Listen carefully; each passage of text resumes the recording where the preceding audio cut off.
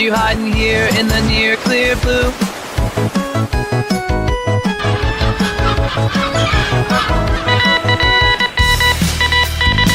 He's been cited by Forbes, The Wall Street Journal, Benny Johnson, Timcast, Dr. Jordan B. Peterson, and even the United States government. Hey, the Pro Show is on. Awesome! Let's turn it on. Guys? Where'd you go? Morty, let's check in on Ryan Johnson's new trilogy. Okay.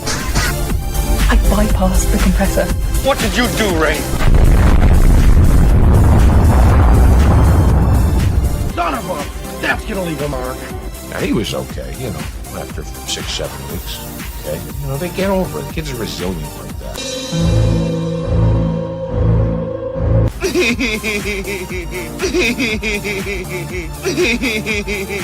Yeah. I hate it.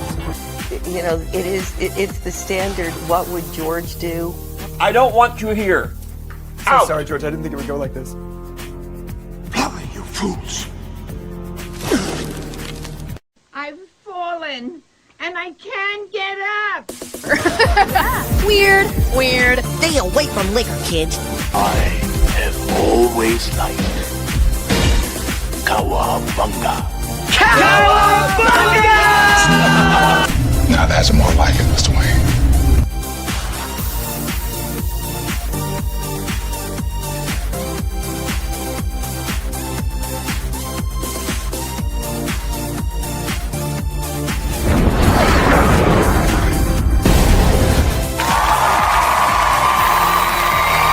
It's about how hard you can get hit and keep moving forward. How much you can take and keep moving forward. The Force will be with you. Always. That's how winning is done. I am vengeance. I am the knight. That's what she said. I am Batman. If I won tonight, I would come home and we'd celebrate. Well, I'm coming home, we're celebrating. God bless you all. Watch your habits, for they become your character. And watch your character, for it becomes your destiny. What we think, we become. It's scooping time. Ladies and gentlemen, boys and girls, in just 2 minutes, the lighting at the Magic Kingdom will dim for the performance of the Pro Show. We hope you enjoy and have a magical, truthful time.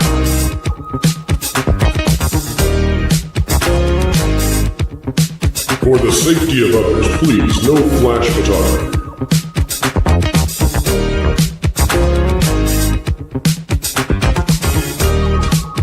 And welcome to Provision 3D. All right, everyone, put on your opera glasses. I'm going.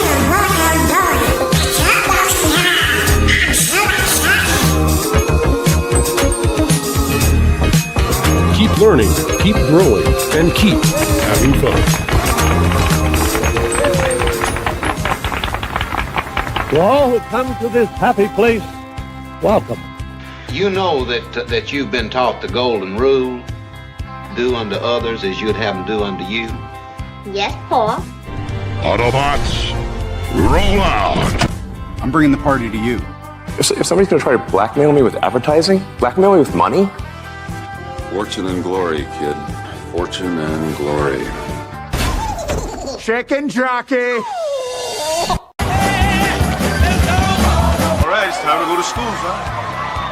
Come on, get your hands up, man. Are you okay? You'll never take our freedom.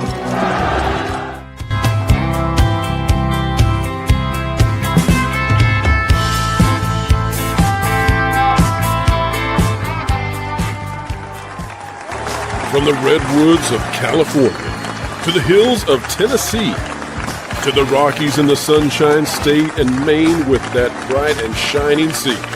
From coast to coast in North America, it's time for your host with the most, bringing you all the entertainment news that should be fun. Ladies and gentlemen, It's the WDW Pro Show!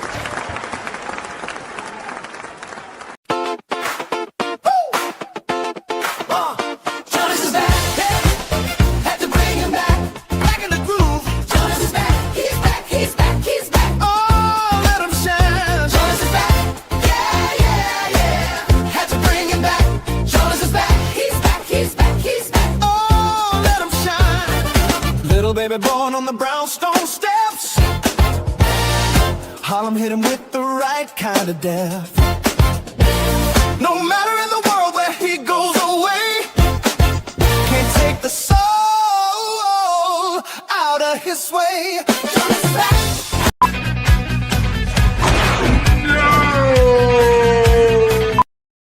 He's back. Hey.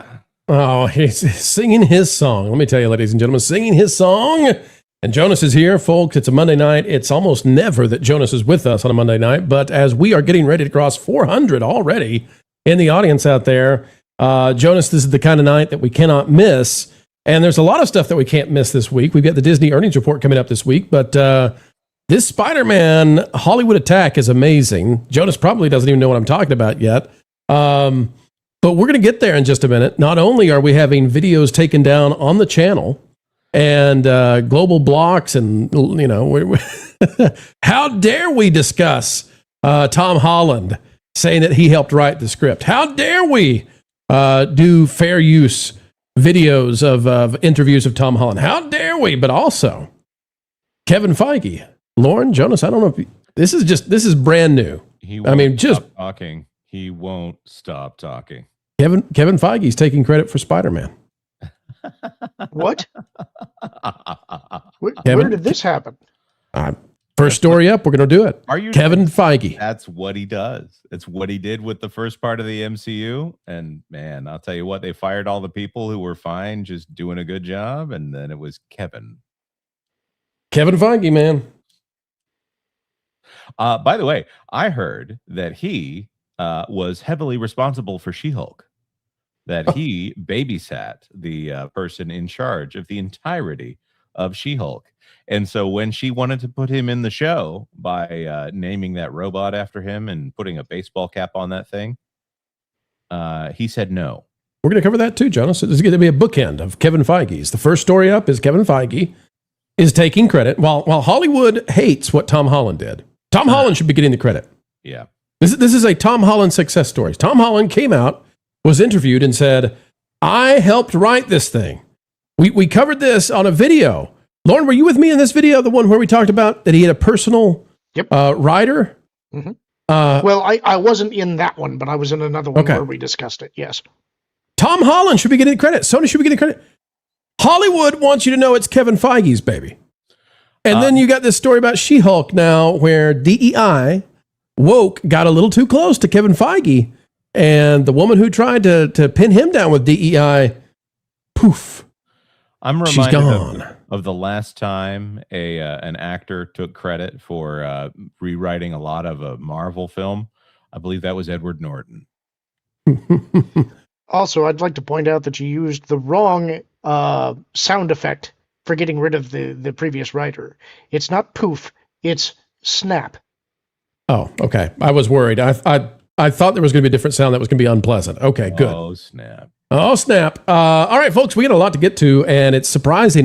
You're not going to hear any of this anywhere else yet, but lots of takedowns going, lots of videos being struck down. Before we get the super chats, Lorna, Jonas, I'll just toss it to you guys. So these videos, we did 2 videos where we featured an interview with Tom Holland where he talks about how he helped write this movie, and it was for the fans. And for the first time in the history of the channel, I've never seen this before. Jonas, you may have seen it in your travels on the tube. Yep. I've been on a few channels. Global takedowns, not copyright strikes. Cleared the copyright before we put it up in the video, made sure it was A-okay. We would have done anything we could. And somebody in Hollywood said, strike it down. You can't find 2 of our videos. And all the 50, 60,000 views on those 2 things combined together. Money's gone, views are gone, all of it gone. They just just swooped in and said, here's a special little symbol for you. Jonas, what do you think about it? Well, I was supposed to be working on some of that in the background here, but I think that somebody over there, maybe not even at the company that made Spider-Man, had a problem with what we put in there. Let me. I'm going to take a look and see who. And yeah, I know who it was. I know who it was. I know who it was. They didn't like it very much, and I guess they don't like people talking about their show, their irrelevant show. So I think, Jonas, because it cleared the copyrights and everything, and they came back in post release and nailed a bunch of channels. These people swim in the same circles, and so I just think that the call went out in Hollywood and said, hey, we got to shut this down. That wasn't supposed to be said, so shut it down. That's what I think. I think you're probably right, and we can take a closer look at that particular writer if we really wanted to.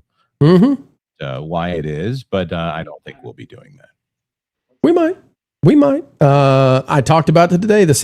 You're talking about the secret writer that was Tom Holland's right hand man. No, I'm talking about the person in charge of that show is a writer. Oh wait, and, yeah. And one of the segments on his show is a closer look.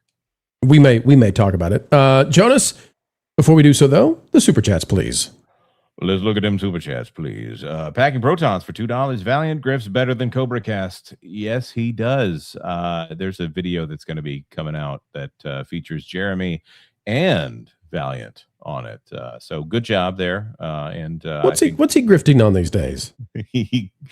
Valiant literally called Jeremy when he was on air to on Packing Proton's behalf to get him to watch Minions. And so I hope Jeremy was okay with that. Apparently he was. Yeah, there was a $460 super chat to Jeremy Griggs that he did not follow through on to watch Minions and Monsters. And so Packing Protons then sent a $460 super chat to Valiant, who then called Jeremy on air to get on him for not watching Minions and Monsters. Well, Packing, if you want to send $400 more to Lauren, he'll shave his ear hair next. I don't know what else we can do. I mean, chest hair, maybe pluck it on out. I don't. I'm kidding. Don't do it. Don't do it. Don't do it. We're just no. I promise. It's a joke. Don't do it. Don't pluck out all his chest hairs. No. Packing Protons for $2. 1 billion in 3 days overrides ambassador mode. What's ambassador mode? And yes. So the thing that the words that we've been using internally is too big to rig. There's no question at this point. That's not the level of money that you do a little charity thing. You donate $100 million to a charity, and then that donation is a bunch of tickets to see a movie that happens to have a female lead that nobody likes or something like that. Well, let's talk about this, Jonas, because this is one of the video's gone now, taken down, and for no good reason, but taken down. The video, we talked about this, they lied. The media came out and lied on Sunday and said Spider-Man comes in second place behind Avengers Endgame. The headlines all said it. The Hollywood trades were all in on this. And look at this, folks. It beat it. And we said it was going to beat it. And I showed you the Poly Market. They came in and took the video down. Not YouTube. Okay, now YouTube, it's where we are, but they came in and took the video down because they don't want you to hear that. I think they have to respond. I mean, the claim that was made, it wasn't YouTube that made the decision. We haven't appealed to YouTube yet. I think it's one of those things that by the time that we make a claim back, a counterclaim, there's really nothing that's the time for that will be gone. But I think YouTube would back us up if we did counterclaim it. Personally, I was of the opinion that we should re-record these segments, but get Steve to recreate the segments using Wilton and Floral and label it a reenactment. I think that would be a fantastic youth of our time. Oh, wait, no, that was Plucky Duck, not Wilton. What else we got, Jonas? What else we got? Shift Detailing Coding, otherwise known as John Maynard. John Maynard. 3 months. If theater owners are giving up IMAX screens to Spider-Man, then the other BLF theaters are also doing the same. Odyssey has lost all momentum, and the dinosaur media was caught with their pants down, much like Odysseus. So everybody's been, I've been the odd man out. I keep saying, I'm not impressed by this. If you remove the percentage based on how much more they're charging for IMAX, it's not putting that many butts in seats like what you might think. And if Spider-Man takes the IMAX, if Spider-Man swings on in and takes some of the IMAX, if it doesn't drop, then I'm going to say witchcraft. I mean, I'm just going to say it. I have no interest in watching the Odyssey in IMAX, but I am going to go see Spider-Man, which sounds like it's a fantastic time, and I would love to see it in IMAX. And I'll tell you this too. Anybody who said that the Odyssey is one of the best films they've ever seen, a 10 out of 10, a 9.9 out of 10. If you see Spider-Man and you watch the Odyssey, there's no comparison. Spider-Man is a phenomenally better film. Spider-Man. Pass-through Muppets for $10. Yesterday, my wife and I celebrated our first anniversary as a married couple. I hope Spider-Man breaks $2 billion. That'd show woke Hollywood, even if they still don't learn the lesson. Here's the thing: there's kind of woke people that are in this movie, and I'm not sure which part of Hollywood would learn from this. Yeah, I mean, there's some more woke people in it, but the bottom line is you got Tom Holland doing an anti-Star Wars.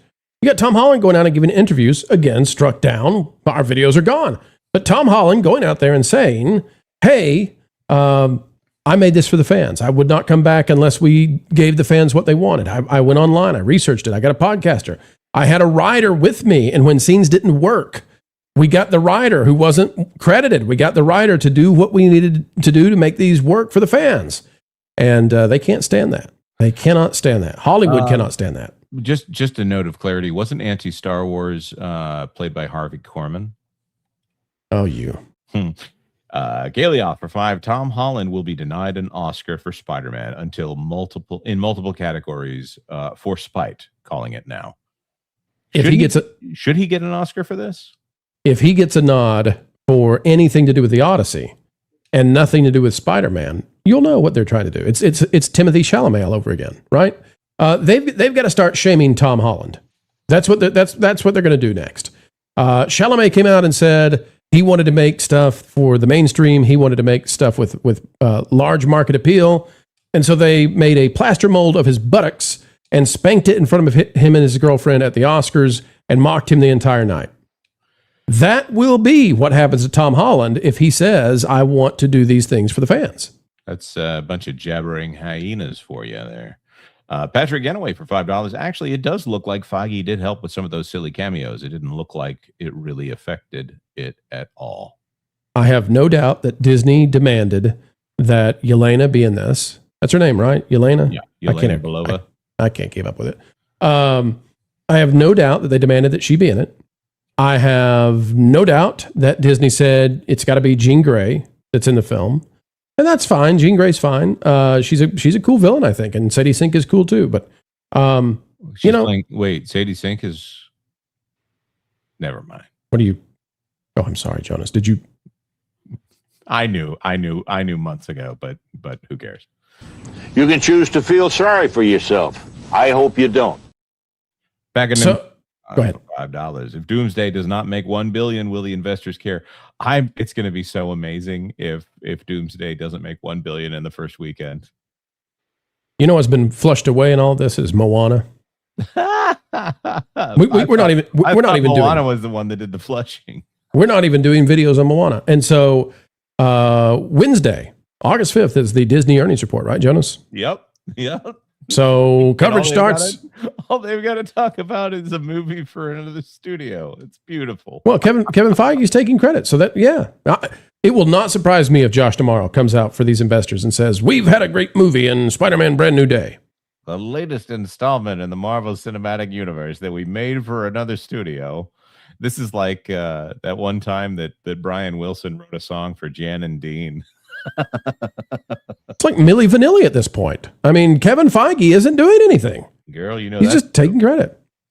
Patrick Ganaway gifted 5 WDW Pro memberships. And folks, you see the Lorne and Apollo stuff come up behind us. You know what that means. It's time to start playing those clips. Ladies and gentlemen, he's no Henry Cavill. He's Patrick Ganaway. Chemical sunshine, professor says pay no mind. I want to get away. I want to fly away. I want to fly away. Yeah. Albert, not a retro for $5 Canadian. Tom Holland helped write Brand New Day. Never let him write anything again. When Edward Norton did it, he made the project better. EFAP crushed Brand New Day. I'm not a fan of the Edward Norton Hulk. It's very dated to me. All right, well, Jonas, one more super chat, and we've got to get to the first story because we're 21 minutes in the program and still we haven't started. Folks, we'll get all the super chats on the other side. We really do appreciate it, and frankly, kind of need it because they struck down our videos that had lots of views, and I think we were covering this story in the right way. We're going to keep at it. We're not going to let them get away with this. Yeah. Back in Protons for 5. In unworth covering news, the Quartering apparently deleted all his videos and may, well, I don't think that's true. I don't think that's true. Hang on. I mean, deleted all the videos? I knew the shorts disappeared. The shorts were gone. Has he also deleted all those older videos that probably don't make him any money anymore? There's still tons of videos on his channel. Jeremiah Hembry, member for 38 months. Pro, are you hearing that the claims of DEI helping people are false and we're enacting of California government on video game companies? Am I hearing the claims of DEI helping people are false? Well, we always, we tend to not think DEI helps people. I did hear that Jason Schreier's stuff that he used to try to get Bobby Kotick out of Activision was made up. Whereas, maybe the things that Bobby Kotick was doing as a business person should have gotten him out of it. Hold on a second. And let me ask you about that because I was going to do a story tomorrow on that during the pro show. Yeah. Bobby Kotick allegedly came up with the idea for loot boxes and kitty gambling on these games from the Island Man. Is that yes? Is that real? That appears to be real. Yeah. Well, by golly, we're covering that tomorrow because now Paramount, I don't know what the Ellisons are doing here. They're going to sabotage, They're trying to find discount talent is what they appear to be doing. Well, they don't need to get Bobby Kotick on their board. That's crazy. So we'll shine a light on that tomorrow as we continue, folks, to do balls and strikes. But the charges about the room that had the portrait of the deposed comedian that did all the stuff and all that's all made up.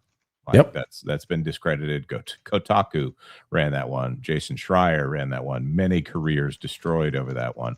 Possibly even an entire company absorbed by Microsoft. And it depends on where you view Microsoft right now. All that stuff.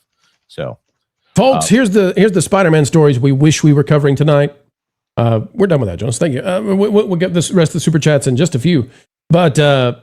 The Spider-Man stories we wish we were covering tonight, if not for the fact that Hollywood is at war right now with the film, which is the #1 domestic box office opening. I didn't want to tell you that. AP has this one. Spider-Man superhero jumps to the aid of a man using wheelchair to cross several lanes of traffic. That's a good story that we'd like to cover. A not so good story that we'd like to cover is this one. Dixerto says a screening of Spider-Man Brand New Day, which I hear was in Colombia, was evacuated after an audience member unleashed a Hulk-sized evacuation. The smell was so unbearable, it says, that moviegoers had to leave the theater in disgust. It was that dastardly Spider-Man. He's a menace. Let me tell you, I do not want to be the teenage guy who gets assigned to go clean that theater in that seat. I do not want to be the pimple-dimpled Eugene. Colombian Eugene, you get to go clean up that one. Okay, boss. I don't know why it sounds like that, but it's funny. All right, folks. The Simpsons. Wait a minute. Eugene from The Simpsons sounds like that? No, the pimply kid from The Simpsons that like he drops the hot dog into the fryer at Quickie Mart and he's like, "Oh, I'm sorry, sir," and he keeps trying to reach into there to get it. Oh, it's not working. Oh, it's not working. You can imagine him with the seat and what it looked like. Oh, my. All right, folks. We'll be back to the Super Chats in just a few. You're the superstars. We know it. 700 of you joining us as we get started right now with our first story. Hollywood and Kevin Feige at war with Spider-Man.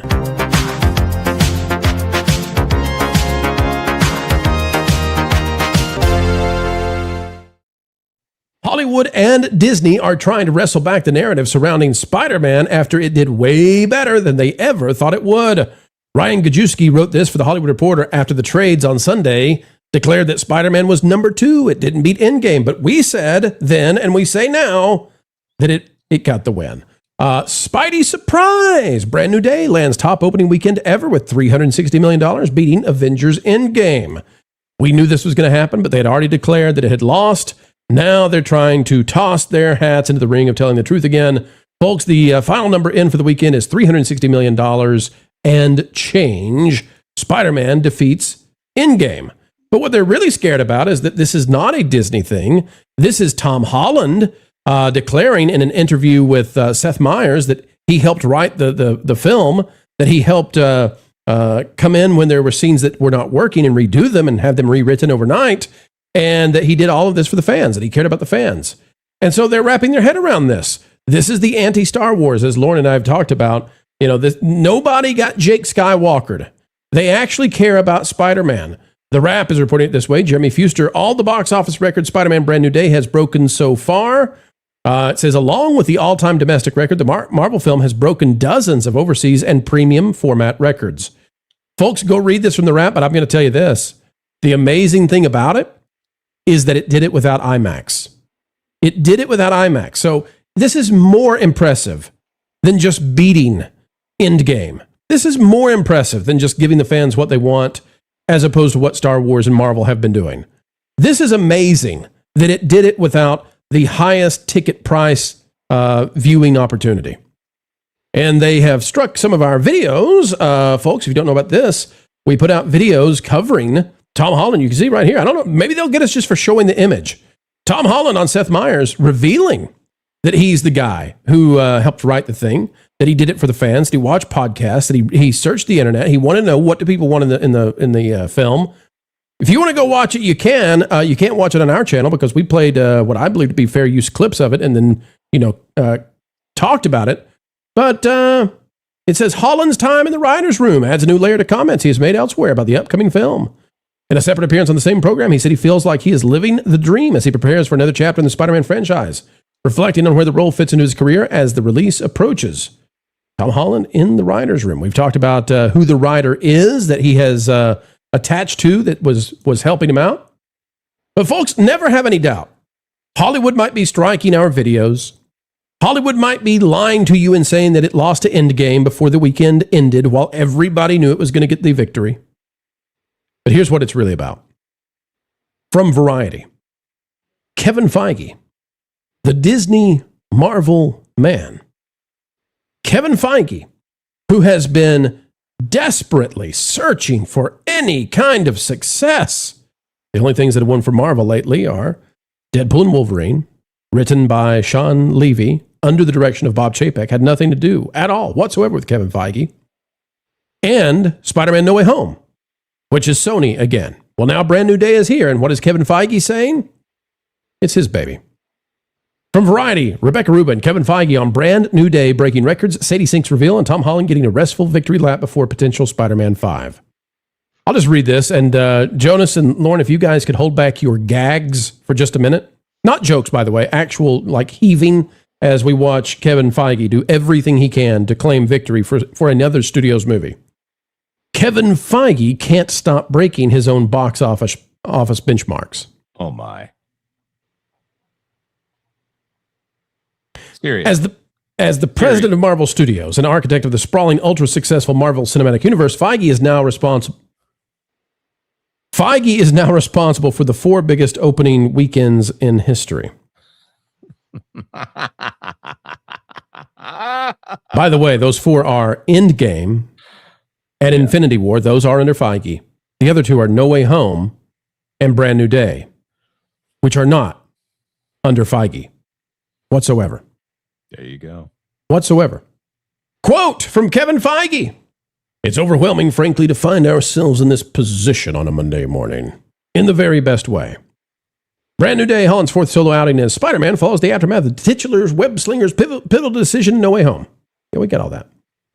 After a historic weekend at the box office, Feige, who is not the guy over this film, this is a Sony film. Feige works for Disney. Feige spoke to Variety about Tom Holland's enduring popularity. It says, prior to this weekend, did you ever think another movie could open to more than $300 million? a.k.a. beat Kevin Feige. He says, I didn't think I could be defeated. For all the reasons I don't think anyone did. Because we called it! Can't handle this anymore. Because of the pandemic, because of the beating that theatrical took for so long. But once the bar has been raised, it could be raised again, right? The first movie to ever cross 100 million over opening weekend was Sam Raimi's Spider-Man. The first to cross 150 million in one weekend was Sam Raimi's Spider-Man 3. 200 was Avengers. 300 was Endgame. Blah, blah, blah, blah, blah, blah, blah. Says it's a testament to director Destin Daniel Cretton, Tom Holland, and producer Amy Pascal. And Sony Pictures chairman Tom Rothman for letting us do this 4 times now, working to bring Spidey to the screen. Letting us do this. All right. I'm done for a minute. I can't keep reading this. Jonas, walk us through the ludicrous nature of Kevin Feige trying to take credit for Spider-Man. Kevin Feige has been a producer for a long time, and he took a lot of credit very early on at Marvel when they started doing the Marvel Cinematic Universe. He was the guy who said, I'm the one who insisted that Wolverine's hair be higher on the set of X-Men 2, or sorry, X2, X-Men United. He's very quietly, been the one to be out there and say, I'm the one who did all of the good things, and everything that you don't like, that was. In fact, he wrote an entire book talking about how Ike Perlmutter, everything you don't like about the MCU was Ike Perlmutter. Or there's a guy, I believe his name was Alan Fine, that was at Marvel for a very long time. And all of a sudden, the time that Alan Fine and Ike Perlmutter aren't there, all of a sudden, the quality of the entire franchise, the MCU, seems to go down and further down and further down. All of a sudden, you get a movie that it appears that Tom Holland puts his oar in quite a bit, and the movie is unlike any Marvel movie we've seen in recent memory. And Kevin Feige runs in and says, you know what? I'm going to take credit for that one. Parade already in motion, runs in front, and names himself Grand Marshal. Feige is like, you remember the Obama quote, you didn't build that? That's Kevin Feige to Sony right now. You didn't build that. Lauren, before I've got more quotes from Feige, but I'd like to hear your thoughts on it, as well as, Lauren, why Hollywood was so, and all the trades were in such a hurry to say, this didn't win. This is not number one. Avengers Endgame is. Why do you think they did that when everybody with sensibility in their head knew it was going to win? Well, unfortunately, I think it's the reasons were already discussed in the videos that they blocked. I think this has to do with the fact that they can no longer use the narrative that this is superhero fatigue. The issue here at play is that they gave the audience what they wanted. They gave them a legitimate hero's journey that was not disparaging to either the character or the audience. They respected both of them and were vocal about it. And Tom Holland has got the kind of clout where he wanted to be done after No Way Home. They had to chase him, and that gave him leverage to say, then I get input. And he was audacious enough to go out and say it in public and say, I didn't like the direction this was going. We sat on the set, all of us together, understanding a scene wasn't working. We discussed it amongst ourselves, and we stopped shooting. And we brought a writer in, and we rewrote the scene to make the scene work. And that's the level of attention to detail that we paid to this movie to make sure that we got it right, to give this gift to the fans. They will not tolerate that kind of what they would call pandering to an audience that they have contempt for. By the way, before we go back to the Kevin Feige quotes, this writer that almost nobody knows, and, well, less people know it now because they took down our videos. Thank you, Hollywood. Justin Kuritzkis is the name of the writer that apparently was by Tom Holland's side, and when Tom Holland didn't feel like a scene was working, the two original writers, not there on the set, Justin Kuritzkis would step in and rewrite it the way that Tom Holland wanted. Now, you talk about savvy.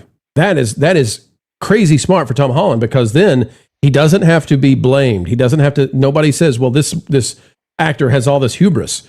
Justin Kuritzkis is the guy who does the work for Tom Holland, but Tom Holland says, here's how it's not working. And Tom Holland detailed this in the interview that was struckified and removed from YouTube. So funny that, eh? All right, let's get back to the Kevin Feige quote, though, because I need you to see how he views this, folks, and how the spin is working right now. Kevin Feige, who is still looking for a win, post-Endgame. Well, Let me say that. Let me put it out there, and you guys test it. Has Kevin Feige had a Kevin Feige-led film in Marvel since Endgame that has won at the box office? Is there one? I'm trying to think. Sean Levy, outside director coming in on Deadpool and Wolverine. He's the one that, I guess that was Kevin Feige. I guess. Maybe. But really not. Remember, that was a Bob Chapek ordered. Reynolds. Yeah, Bob Chapek ordered. Ryan Reynolds in charge of it. No, I don't know of a single film since Endgame, since they kicked out, really since they kicked out Perlmutter. Well, no, the only example I came up with, I just realized, was the previous Spider-Man film, which also was not Kevin Feige. Right, Sony, Amy Pascal. All right, here's what he has to say about this, okay? Here's how he's feeling. The question to him from Variety is, with some of the recent misses, though, it feels like audiences are getting tired of more of the same story. Do you agree? Now, this is good that they actually asked him about the misses. He says, many things can be true at once. I think last year's Fantastic Four looked and sounded like nothing that had been done in a superhero movie before, and it only grossed $521 million, did not break even. Brand New Day is very directly a Part 4. Now, pay attention to that because that's the defense. It picks up right after the events of Spider-Man No Way Home, and yet it tells a story that resonates. It's ultimately about loneliness and the dangers of staying in our apartments by ourselves, looking at our phones. That resonates across cultures and across the globe right now. By the way, that's not what the movie's about. At all. At all. This man, he doesn't even know what the movie's about. There's not a single thing about, is it about loneliness to some degree? It's about the idea that no matter how good you are, you can't carry the cross by yourself. You can't carry all the woes of the world. You can't carry the load alone. It's not just about loneliness. That's why it's exploding. But here's the defense, right? Brand New Day is very directly a Part 4. What he's claiming is that Fantastic Four did not do well because it's the first Fantastic Four movie that they made in the current MCU. No, it did poorly because it's a boring movie. But Jonas, it looks and sounds like nothing before. Nothing interesting before. That is true. All right, and then, what does the excitement for Brand New Day mean for Doomsday in December? Kevin Feige responds and says, for Avengers Doomsday and X-Men. That's interesting, isn't it? It bodes very well. When a shared universe works, these are the results. No one's talking about the shared universe connections in a positive way, though. This is not something that I've heard anyone say. You know what was great? That scene where Yelena Belova shows up. Everybody's saying that was a little weird. I don't like that was in this movie that is otherwise pretty close to appropriate for children.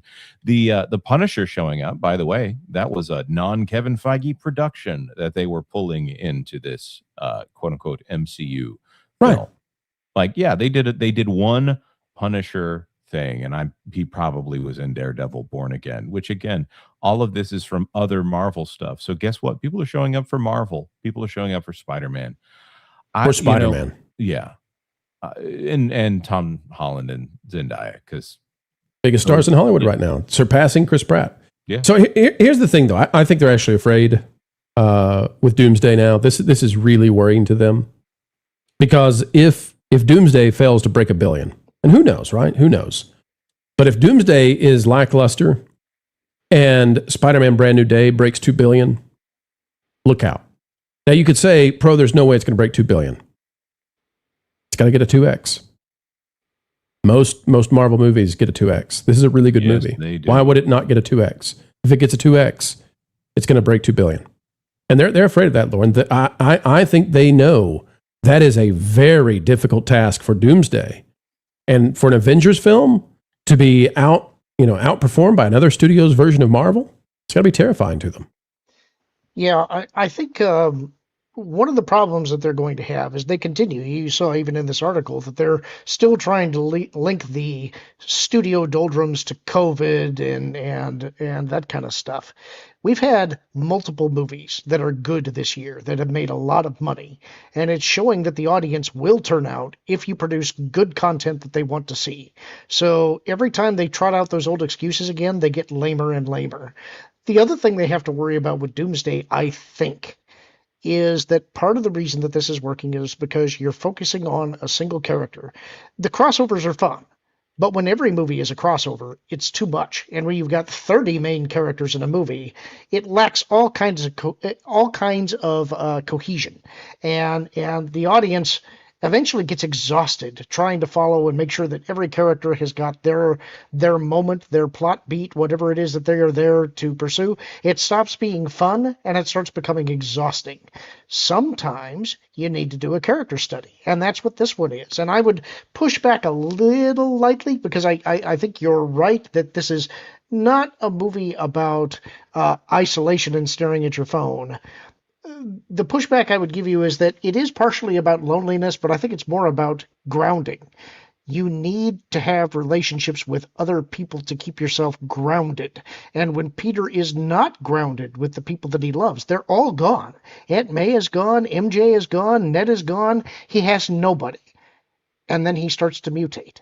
And yeah, I haven't seen this movie. Do I need to step out here for a minute? No, you're good. You're good. No, honestly, it shows you that in the trailer. So if you've missed that, then you haven't been paying close enough attention.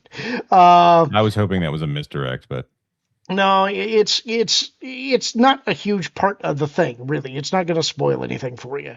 The gist of this, though, is that when you become unmoored, suddenly you lose your direction, and it gets scary, and you need to have those connections to keep yourself grounded, especially when you have something like a superpower. When you are so far above and beyond other people in what you can do, it can lead to something like a god complex, or the opposite, even worse sometimes, in that you go to pieces because you have nothing that is keeping you on the ground. So I think that's what the movie's about from my standpoint. The other thing I think the movie is about is the idea that just like with Aunt May, that the people that loved you into being who you might be, the people who saw the potential and want you to become everything possible, that if you share them with those who didn't have those kinds of role models, that's the right thing to do. And that, to me, is a very poignant thing that might be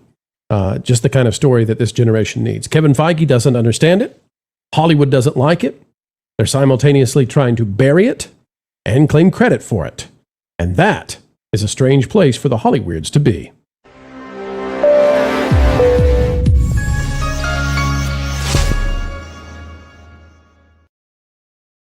Whoa, Nelly! Jonas, we've got super chats. What do they say? Let's see here. Wolfle McGruffle III for $5.01. Should we panic?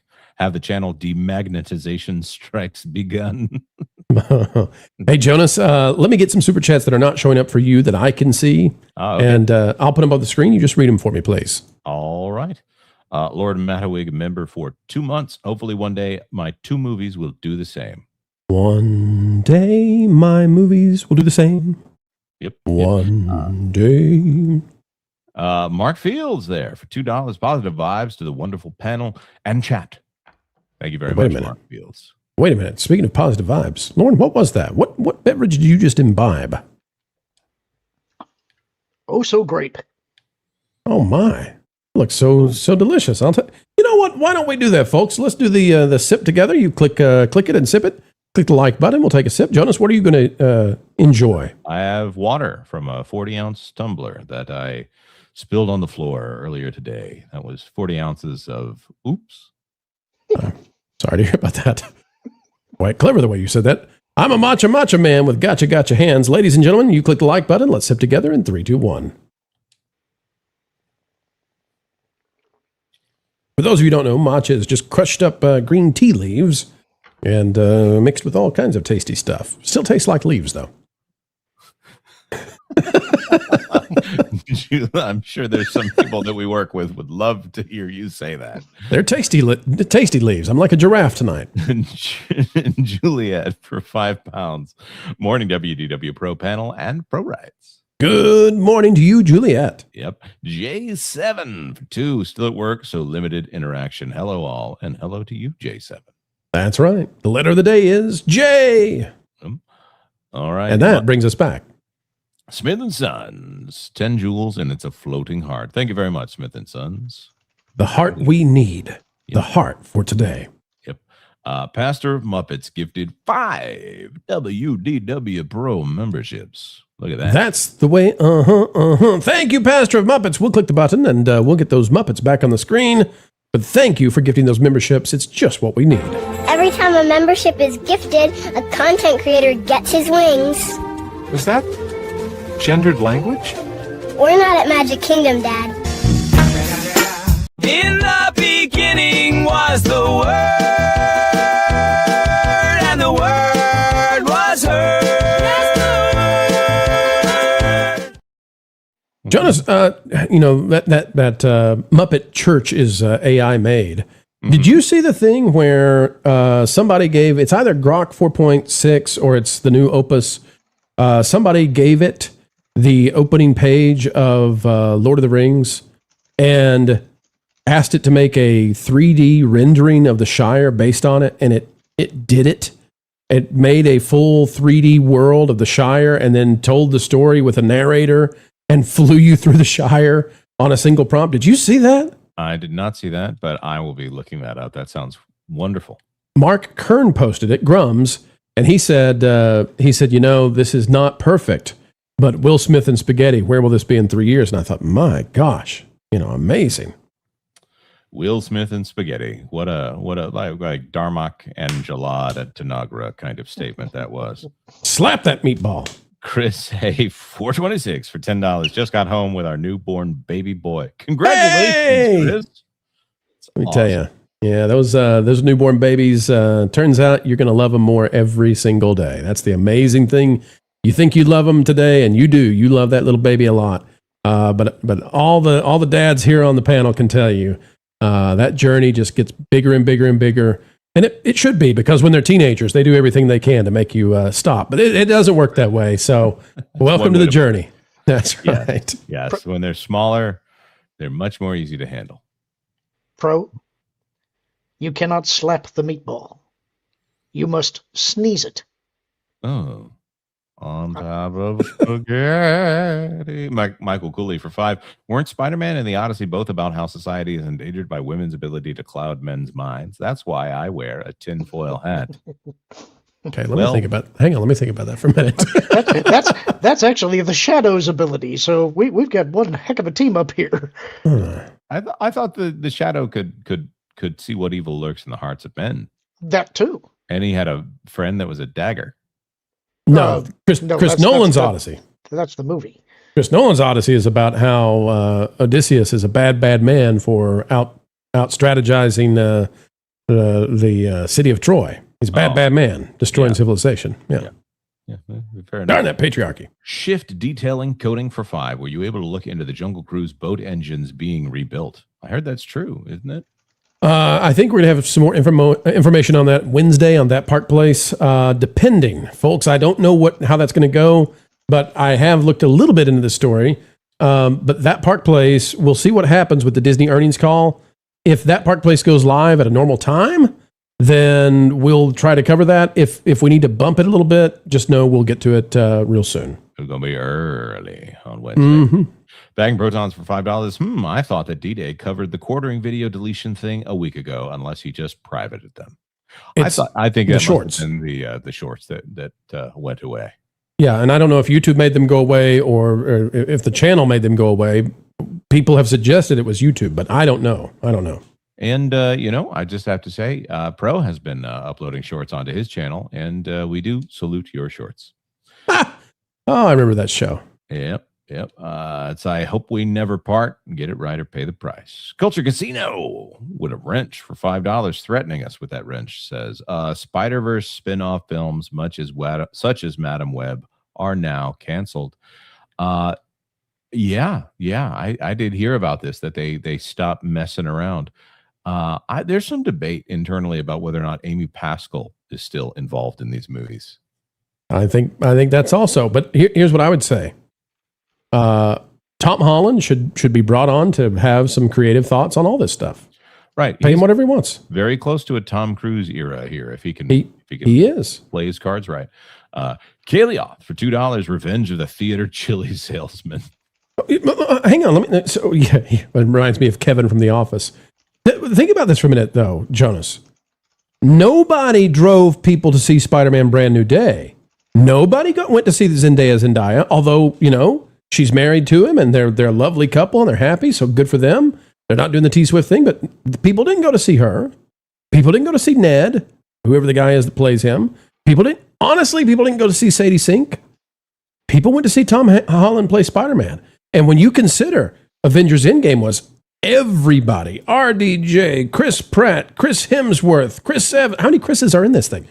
Everybody went to go see everybody in Endgame. But one guy right now, owns the biggest domestic opening ever, and it's Tom Holland. So you're right. He could be going into the Tom Cruise era of his career. He just needs to play something other than, Peter Parker. He's bona fide, Jonas. He's a paterfamilias. Granite Man. I'm so glad you got that. Canadian dollars. Spider-Man Brand New Day is average, is the godfather of movies compared to the last several years of poop. Average now is good or great. Right. That statement. I've quoted it many times. If we knew how bad movies were going to get, every movie before 2019 deserves an additional half star on its reviews. There are better movies than Spider-Man Brand New Day, but I think it's the best Spider-Man movie ever. And you have to consider, what does the film have to work with? Well, it has a guy in a red and blue leotard swinging through New York with spider webs. And given that, it does a darn good job of telling a story that I think will have a very positive impact on young people. I think young people desperately need heroes right now, and not anti-heroes or cynicism or deconstructionism. And I'm glad this film didn't do those three things.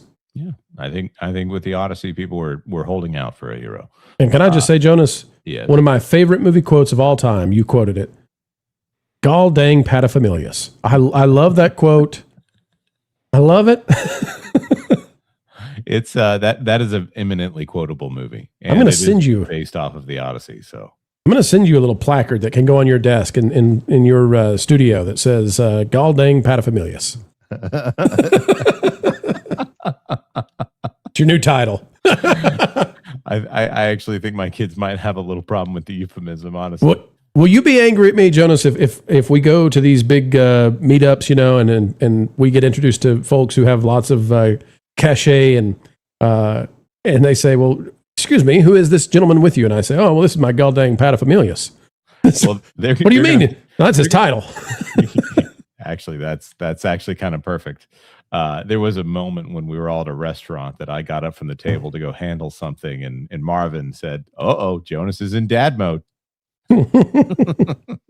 Hi Boy says 6'7" for 67 joules. Thank you very much, Hi Boy. We know what that means. It's a good We're boy. the only ones. Hi Boy. Packing Protons for 5 tagged you in a little AI turtle fun on X with a quote that befits the show's problems tonight. We got some problems. We overcome. Folks, we got the greatest community online. We're not afraid of them coming through and doing these little global blocks and saying, hey, you can't play this Spider-Man video that shows everybody what's really going on. You can't do that. It's okay. We got the best community online. We'll be all right. I'll also say this one. Packing Protons did something amazing. You see what he did? What'd he do? For $200, Lauren must do a 2-minute video shaming D-Day Cobra for not seeing a simple movie when Lauren is whoring his Shave the Lauren super.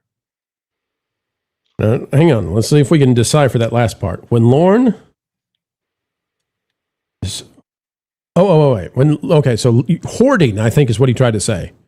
Hoarding his Shave the Lauren super. So when you get the money, Lauren, which YouTube holds a certain percentage, so you're going to get, of the 1,000 that goes towards you being sheared, you get 700 back. You're going to do a 2-minute video now for this $200 where you shame D-Day Cobra, newly youthified, face intact. Interesting. Might I suggest a redirection? Because, first of all, I don't know what movie that he's not seen that he needs to see. Minions and Monsters, Lauren. But secondly, I'm almost certain... Movie for a generation. Though I have met him briefly, I'm in young generation. I am almost certain that he has no idea who I am. So I'm not. Wait a minute. Have we never been in the same? I met him briefly. I got to shake his hand and say hello, but I'm almost certain that he immediately forgot me afterwards. Well, just tell him the guy who looks exactly like Indiana Jones. Yeah, okay. Now, I'm just going to make a 2-minute video berating him, and he's going to be like, who's this guy? I mean, you did meet Critical Drinker, so, you know. Oh, yeah, so I'm going to say, yeah, I'm Critical Drinker's pal. I got some weight here. Yeah, let's go, DJ Cobra. What's the deal? I should also... No, not that time. The first time you met Critical Drinker at MegaCon. Oh, so funny. Oh, yes, sure. So let me tell that story. So for those who don't know, so Lauren has met Critical Drinker Will, and you know, we've chatted and all that kind of thing. But so the very first time, though, that we were around the vicinity of Critical Drinker, we were at Universal Studios, Florida. And Lauren is there. And Mo Zamboni, remember, it's dark, it's at night. And Mo Zamboni happens to be across the way, and people are talking to him. And so I told Lauren, I said, hey, I think that's Critical Drinker. You want to go say hi to him? And Lauren goes, he's like, yeah. So he goes and walks away. And then Marv looks, and Marv goons, that is not how that went. You are prevaricating, sir. I get to tell my funny version of the story first. And then Marvin looks at me and says, hey, that's not Critical Drinker. That's Mo Zamboni. And I held my hand up, Marvin. I said, let it play out. So can I tell you a funny coda to this story? Because I don't think that you know the second part of this story. Yes, please. First of all, my correction on your prevarication, because you always tell the story this way. I told you, I don't think that's Critical Drinker. And you said, oh yeah, that's Critical Drinker. Go over You're there, right. say hi. I do need to add that part to the story. It is funnier that way. But you know, Mo is tall, like Will. So and with the beard, and it was dark. It was at night. The funny thing is, when I do go up to him, I can tell when I'm halfway there, this is not Critical Drinker, it's Mo. Darn And it. he turns around and looks at me. I look at him. We have an awkward moment because I've only been on camera with him once before, and he's looking at me like, you look familiar. And I'm looking at him like, you're not Critical Drinker. And we both kind of go, hey, and we shake hands and then awkwardly turn away and walk away. So that's the first part. You haven't heard the second part because I don't think that you were here. At Southeast Game Exchange, Mo was there. And we're all standing around in the circle, and Mo approaches us, and he looks up at me, and he says, oh, hey, Lauren, I don't think we met before. and I said, well, actually, we did. And I reminded him of the awkward meet while we were there, and he's like, oh, yeah, that was weird. It's like, yeah. So Can't imagine who made it weird.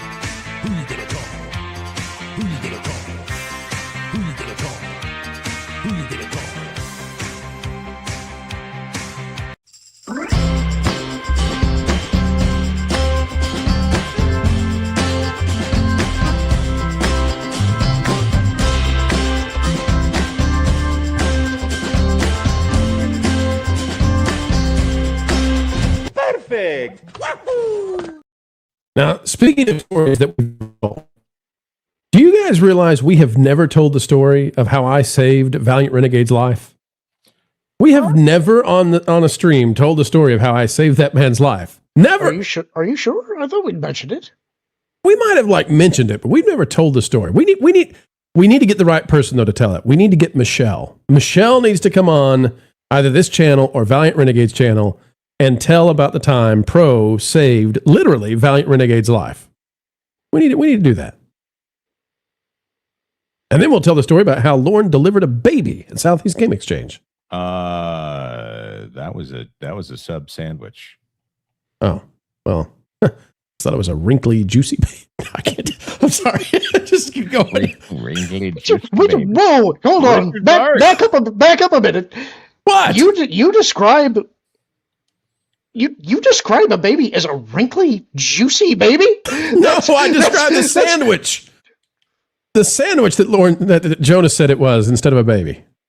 Yeah. What kind of sandwich did you say it was, Jonas? I said it was a submarine sandwich. Say a wrinkly, juicy submarine baby sandwich. You guys are weird. It's getting weird around here. All right, Jonas, finish the super chats. All right. Quick, shave Lauren. Get me out of this. The Richards Art became a member. Hello, Richards Art, and welcome aboard. Hello, Richard. Yep. Green Leader for 1,000 joules. Yes, a guitar. Wait. Is that a banjo? I don't know. I tried. J7 for $5. Finally home, 11 hours again. By the way, can't become a member till my gifted one expires. Should I gift what has been gifted unto me? Yes, I shall. And gives 5 WDW Pro memberships. The letter of the day is J, and he is paying not only for himself, but for others. Go fund yourself, Bob. Could I have a hug? Give me a hug. No way. Come here. I'm not coming over there. Let's go. Forget it. Pronto. What are you doing? Folks, if you got a membership from Jay, throw a hug that man's way. Yep. If he's up for hugs, I mean. Richard's Art for $5. Remember the 2002 MTV Movie Awards intro with Jack Black playing Spider-Man and Sarah Michelle Gellar as Mary Jane? It's on YouTube. And he had a Yoda painted upside down on his chin. Let's play that. See how that goes. I mean, we're just really, having fun with copyrights. Let's just do it right now. 2002. That would have been prime Xbox territory right there. Oh, yeah. By the way, I picked up an Xbox today. And a copy of Halo 2 because my previous copy was scratched. Granite Man for $2 Canadian. Favorite Spider-Man early 70s animated series. It has the jazziest and coolest theme song. Spider-Man, Spider-Man. I like the 90s cartoon a little bit better, but I do like the 70s animated series. There's no doubt about it. The theme song.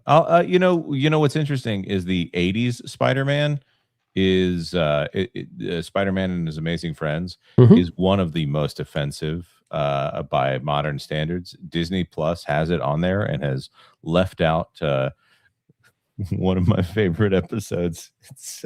It's so out of touch. There's a guy who gets his powers literally from just being Native American. Hey, just was wondering, is this an out of season April Fool's joke? Straight up World War II red flags all over the place. It's like the dialogue doesn't even make sense. Kingpin talks, I have built the most he says, I have built the most pregnable fortress in the history of mankind. And I'm like, I think you mean the other thing, bud. But of course, Spider-Man proves that he was actually correct. That's how your fortress gets a Subway sandwich too. Being pregnable. Being pregnable. Packing protons for $2. Honoring, not whoring. I like the whoring better, honestly. Let's hope that Lauren doesn't go honoring himself out. Jonas, I expect better from you. Lauren was surprised in the car. I sang a song that had a euphemism in it. And he was like, Jonas, I didn't say any curse words. I just said the euphemisms for the curse words. I was surprised by it because you will not countenance these clones ain't loyal. But there you are singing right along in the car. It's like this seems like a double standard. It is. There are two different standards. One is the stream ones, and if it sounds like we talked about this in the car. Where's my Zootopia for $5? Breaking: Telegram has been removed from Apple's App Store globally. Reason currently unknown. I would love to know why. That's an interesting app that I don't think is secure as everyone thinks it is. So, who knows? Bag protons for $10. If Lauren doesn't want to shame D-Day over Minions, Pro can do it. He can say how Pro honored the Thumbelina video. There's the Thumbelina video? Harder than Minions. It has to be done before he gets to Minions, though. You mean we gotta watch the Thumbelina? Thumbelina and The Gate are on the list of what we've got to watch for Packing Protons on Lauren and Apollo. It'll be coming up, folks. In fact, I would say this month we'll be watching The Gate. We already watched Thumbelina. No, there's another one. There's another thing that Packing in. I've got it in my notes. I can look it up real quick. It wasn't Thumbelina, though. It was something else. Let's see. I think it was the same producer of the Thumbelina. I see here that I'm supposed to be making a Magnum DEI. I see here emails. Let's see. We'll get it. But The Gate and Packing, tell us again. Is it Thumbelina? Is there another version of Thumbelina we're supposed to watch, or what is it? Let us know. We'll take care of it. Okay. Well, Jonas, I say we dive into the latest controversy, which is NYC and the commie mayor, Mamdani. So much trouble in NYC. Yeah, the celebrities are not enjoying what they voted for. I can't believe that the most narcissistic capitalists among us don't like communism. Who knew, right? Who knew? Folks, let's talk about it with you right now.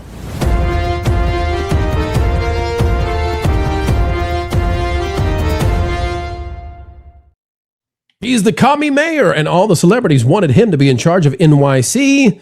Now they want to see their way out of the city. Why? Because the dude's crazy, because communists are crazy. That's why. Elon Musk posting this. Oh, the irony is too much. What is it? Well, it turns out, folks, if you want to use the free grocery stores, well, not free, the cheap grocery stores are going to run out the normal grocery stores. These are government grocery stores paid for by tax dollars. If you want to use these, you need a voter ID. How are you going to keep people from taking advantage of that, that deal, basically? And is there going to be a limit on the number of items that someone can take that are discounted at that level from that essential basket? So our RFP makes very clear that this is a program for New Yorkers to be able to put food on the table, not a program for people to be able to make a quick buck through reselling. I'm going to pass it over to our EDC head, G-Pack, to add some additional details.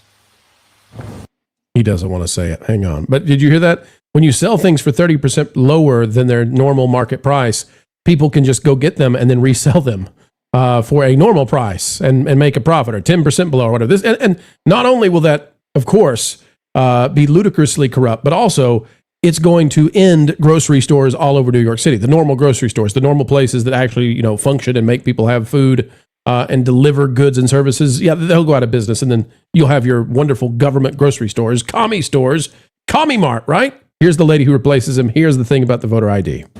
Yes, if you look at our RFP for the operator, we are looking to make sure that we target New Yorkers, whether it be at sort of a library card-esque thing, and also we manage who's buying, and that is focused on everyday New Yorkers. So we are mindful of that, and so we're going to make sure that we have all the things in place to ensure that that does not happen. Now, no one has ever used someone else's library card. Library card. You got to love these people. They're so scared because they've set up this system where they can't say that people actually have driver's licenses and they actually have proof of residence, because they've pretended that minorities and women don't have those things. And so because of that, they're going to check, Lauren, their library cards. Well, it's something they can try. It's my worry here is that when you are a government agency and able to undercut the competition by 30%, you're essentially trying to drive business out of business. You're trying to become the sole provider of services. And as a government, you essentially have unlimited funds. You can actually do that. That's a big thing that I think that people who are hearing about this plan are probably not thinking about. The other thing is, I don't know the answer to this. I don't know if they've covered this. Would these groceries be tax exempt, sales tax exempt, or are they going to tax on something that you're already buying from the government? There's no way that they are going to exempt these things from sales tax. I think you did. I love that. I love that they're not going to be exempting the thing bought with taxpayer money from taxes. That's Here's the thing great. That it's been brought up several times. It reminded me of a friend of mine who got his tax refund, and he said, the best part, tax-free, man. I'm like, okay, yeah, sure. So there's a company that gives out free shoes. For every shoe they sell, for pair of shoes that they sell in America, they would give away a pair of shoes in Africa.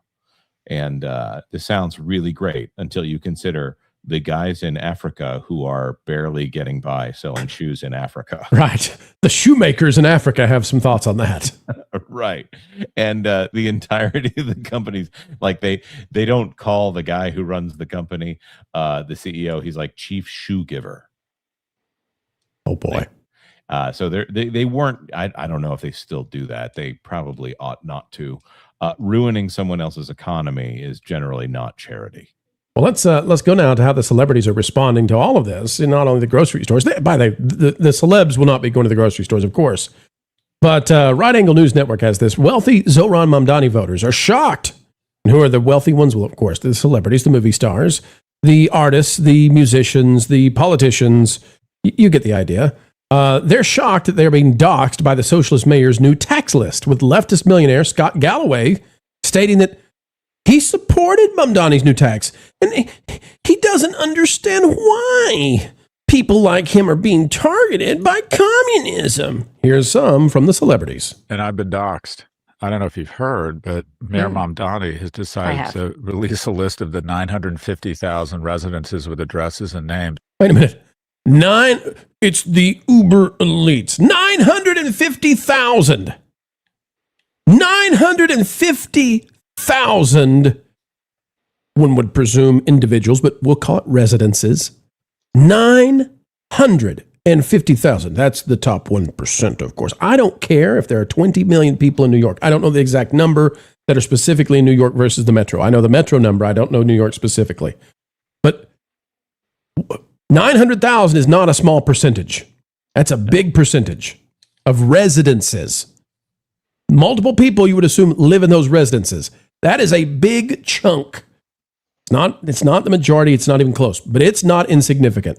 The 1%. No, it's not the 1%. Here's more. Residences with addresses and names that might be eligible for his pied-à-terre tax. I came out in favor of this tax. He's taken a legitimate source of tax revenue and he's turning it into a wanted poster. And the question I would have is, other than trying to identify and imply these people have done something wrong, and then 18 months after a healthcare CEO was executed in the street, which suddenly they don't think was such a great idea now that it's aimed at them, and publish the list, what is the upside here? Why is he doing this? Because he's a communist. Oh my gosh. When will you people learn? So, Lauren, they're learning right now. And who's going to be hurt by this? New Yorkers, because the celebs, the movie stars, the execs, the tech moguls, out of there. They're leaving. They're done with it. They voted this guy in. They Mark the Ruffalo comes in and begs you. The Hulk wants you to vote for the commie Mamdani. And now that he's there, they're all going to take their tents and leave. Yeah, this is what leads to the death spiral, is that those people that are rich, they have the mobility to leave, and they will do so. It's like that you don't become a millionaire or a billionaire by being dumb with your money. You don't just allow people to take it. And you're going to do everything that you can to protect what you have built to the best of your ability. And when you have those kinds of assets, you have the ability to leave the place that is unfavorable to you, and that leaves only the people who can't leave behind, and the tax always magically expands to cover those people. And when that happens, things start getting really bad really fast, because those people don't have margin. A lot of them are only making it paycheck to paycheck if they're lucky now. And this is when all of your costs begin to spiral out of control, especially if you do put businesses out of business because you're competing with them in an unfair way. New York's going to be looking at some really hard times because of this. But in a way, sometimes these kinds of things are necessary. You have to... Some people live in a realm only of theory, and it's nice to have all these blue sky ideas of the utopia that they imagine, and no matter what kind of facts that you give to them, until they experience it, they will not learn. And so at this point, unfortunately, that means a lot of innocent people are going to get hit, but hopefully... The real danger here is those rich people that are leaving that don't have to learn the lesson, that then bring their politics somewhere else. That's a problem, but sometimes you've got to go through the experiment to prove again that this is the results you're going to get. So, Jonas, we're an entertainment channel. We cover entertainment. New York City is the second biggest media market in the country. It's where so many of the shows and live network TV, where it comes from. It's the location of cable news channels, etc. My worry is that's going to be the argument for why the rest of the country has to bail this thing out after it is just devastated. When it turns into Detroit, by Mamdani. So what do you think about that, Jonas? The idea that we're all going to be paying for this, not just New Yorkers, at the end of the awful experiment? Well, yeah, I think the problem is this is going to be something that happens slowly over time. I'd like to know how many of these things there are. I think this is not the grocery store one is not the only policy that's going to end up being a problem here. There's lots of things that this kind of a government can do that it can still be a lot more destructive than a few free grocery stores. I think the doxing aspect of all this, that's the more worrisome one, because it underlies the attitude of struggle sessions and things like that, which we have had under cultural Marxism here, otherwise known as wokeness. We've seen people go into struggle sessions. This is the kind of thing where it's tip of the iceberg. The grocery stores are going to fail. They're either going to lower the quality of the products there, or they're going to force people from using the other grocery store. Getting into specifics, somebody's always going to say you're crazy. They will never do that specific thing, but communism is a pernicious philosophy that they will look around for someone to blame for their problems, because it's politics in its absolute worst and most deadly form. So, well, one thing seems to be true to me, Jonas. It would not surprise me if entertainment companies are fleeing very soon. I think the media is going to be dispersed across the country, and New York and California have done this to themselves. And after this is all over, it's going to be Detroit. No auto industry, no entertainment industry for NYC and California. I hate it for them, but we warned them, and they don't seem interested in slowing down, going off that cliff. We'll see what happens. But right now, the celebrities are saying, we can't believe you're coming after us. This wasn't supposed to happen in communism.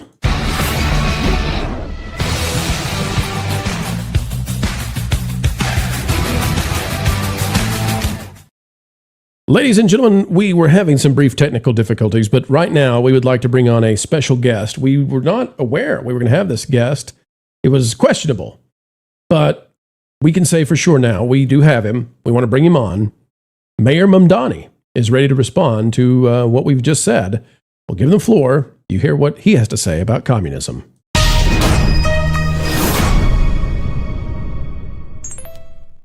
Look, folks, this is the thing, okay? So, I mean, you might be looking at me thinking, wow, you're not Mayor Mamdani, but, I mean, who's to make a distinction? This is the thing. Taxing celebrities is a good thing, okay? It's about time someone helped the poor people, because Taylor Swift, for example, has spent years trapped beneath the crushing burden of owning several multi-million-dollar properties. Now the government is generously offering to relieve her of interest rates. That much money is heavy, and she's so petite. Sure, she has a big buff boyfriend, but let's be honest, he's not wearing the pants. This isn't taxation, okay? This is actually emotional support. And remember, this only targets luxury second homes. Their first mansion's completely safe. Nobody's asking them to choose between groceries and electricity, just keeping another pile of money, okay? This is a gift. This is empathy, okay? You are no Mayor Mamdani. You are a troll. Look, Pro. Communists, they simply take your money, but celebrity, it takes your soul. Mr. Troll, why do you have snowmen and Santa, Father Christmas, as well as a tiny golden Buddha behind you? What is this? What are you? I told you before, that's Elon Buddha. Why do you have Christmas decor out? It is August. You're not even festive. I got a reindeer with a red nose back. No. You're not getting out of this. Why are they there? You've never heard of Christmas in July? There's a bit here. What is the bit? What are you doing? I would argue that he's more festive than you right now. How so? That's so true. I've got a lava lamp. Because I got Trump. You got nothing. Look, I have red, white, and blue flowers over my head still. I'll have those till Labor Day. Why? Nobody can see those. Oh, you troll. Neener. He's got a Wilson the Troll back there. That's behind me, yeah. That's festive. That's true. That's fair. He resembles Mayor Mamdani. In the interest of arguing both sides of the point, though, I would point out, Wilton, it's no longer July. You can't claim Christmas in July now. Okay, dude, look it. When January 1st comes around, do people still have their Christmas decorations up? Oh, he's been watching Hallmark. Mayor Mamdani the Troll has been watching Hallmark Christmas in July. That's what this is. Dude. He's a little romantic. He's a little sentimental troll. He's a softie. That's right. Hey, Wilton, have you seen your girlfriend lately? I have a girlfriend? You definitely do have a girlfriend. Is she I covered didn't in... think there was anybody that had worse taste than Wilton. Every girl I've ever dated eats grass, so... So, Wilton, we've been on a dating app for trolls. Yeah, and you've been on a dating app? That's every dating app, period. I'm just kind a of good curious, one. though. Why are you on a dating app? Wilton, are you Does ready your to wife see? know? Does your wife know that you're doing it? Wilton, are you ready to see your lovely lady that we've got coming to you? Oh my!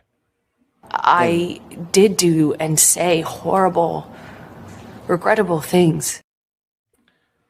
Behold, Wilton, the Centaur 3000 What the? is a giant. Does it have a chainsaw? It does. It does. does. Yes. Does. I noticed that. And I was wondering if you would notice it too, Lauren. Hey, Japan This is looks really... like something legitimately out of Doom. Well, it's supposed to save you, Lauren. It's made to go into wildfires and stuff. It's made by a company called Satirus.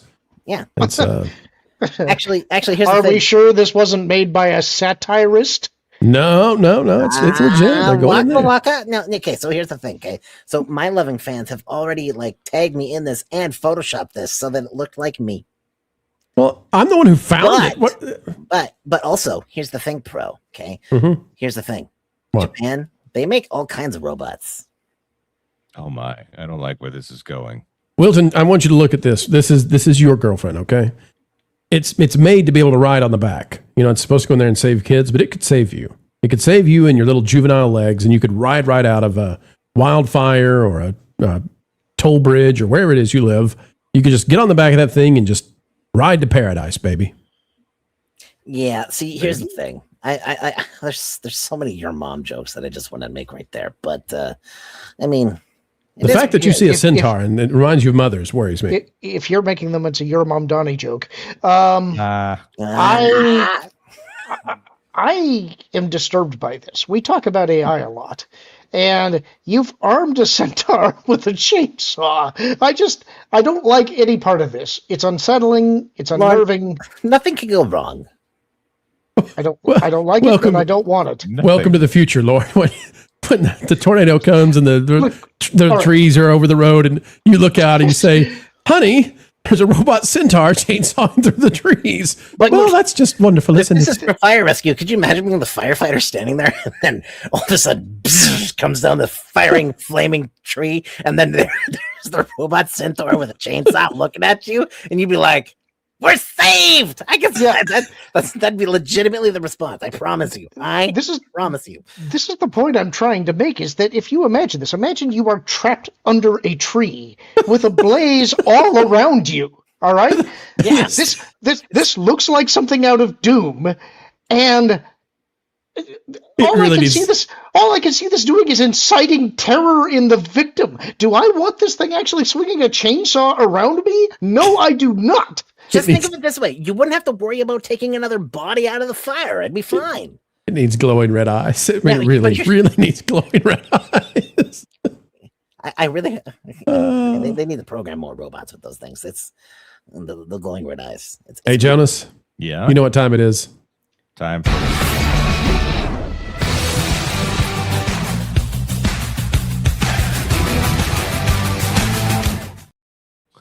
Let's see what we got here. We got packing protons for $2. Wonderful Land of Oz. Tonight it's the wonderful land of Odd. That it is. 2-penny puppet for $2. The Russian military uses Telegram to communicate. Does it?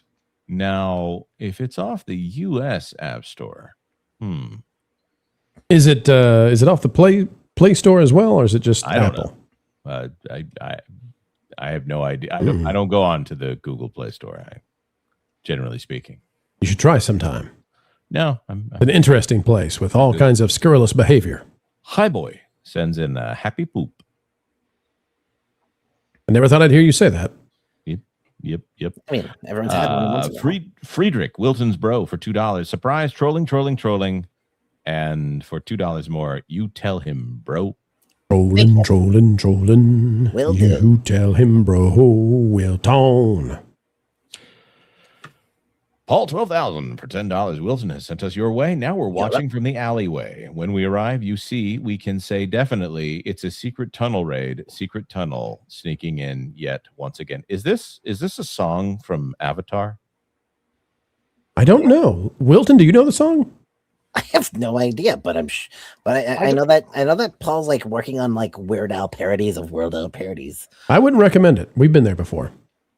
Haven't we been there before? Paul, 12,000 for $2 more, totaling 12. Trojan horse from Odyssey. Be careful, Wilton. Wait, the robot's a Trojan? I wouldn't let that thing in the gates. Something about a chainsaw. I mean, the gates won't hold it back if it has a chainsaw. So I mean, you got to be careful about that Trojan horse. You may impregnate your fortress. I think if it was Not I if think it's it was a wearing pink- a Trojan. Oh boy. I think it should have a pink chainsaw. It'd be less frightening. Like a Barbie chainsaw. wait, is that the origin of the name? Never mind. Okay. Yes, that was. I like how Jonas is the guy who has to explain to the troll puppet that yes, that is where it got its name. That's why. Bunch of sailors. All right, here we go. Let's go. Joshua. Shut up about your sailors. Gave 250 joules. It's an MVP. MVP. Thank you. So much trouble in NYC. It's kind of hard being Zoran Mondani. Dreadnought Logan for $2. Wow, I never thought I would see a mayor live stream.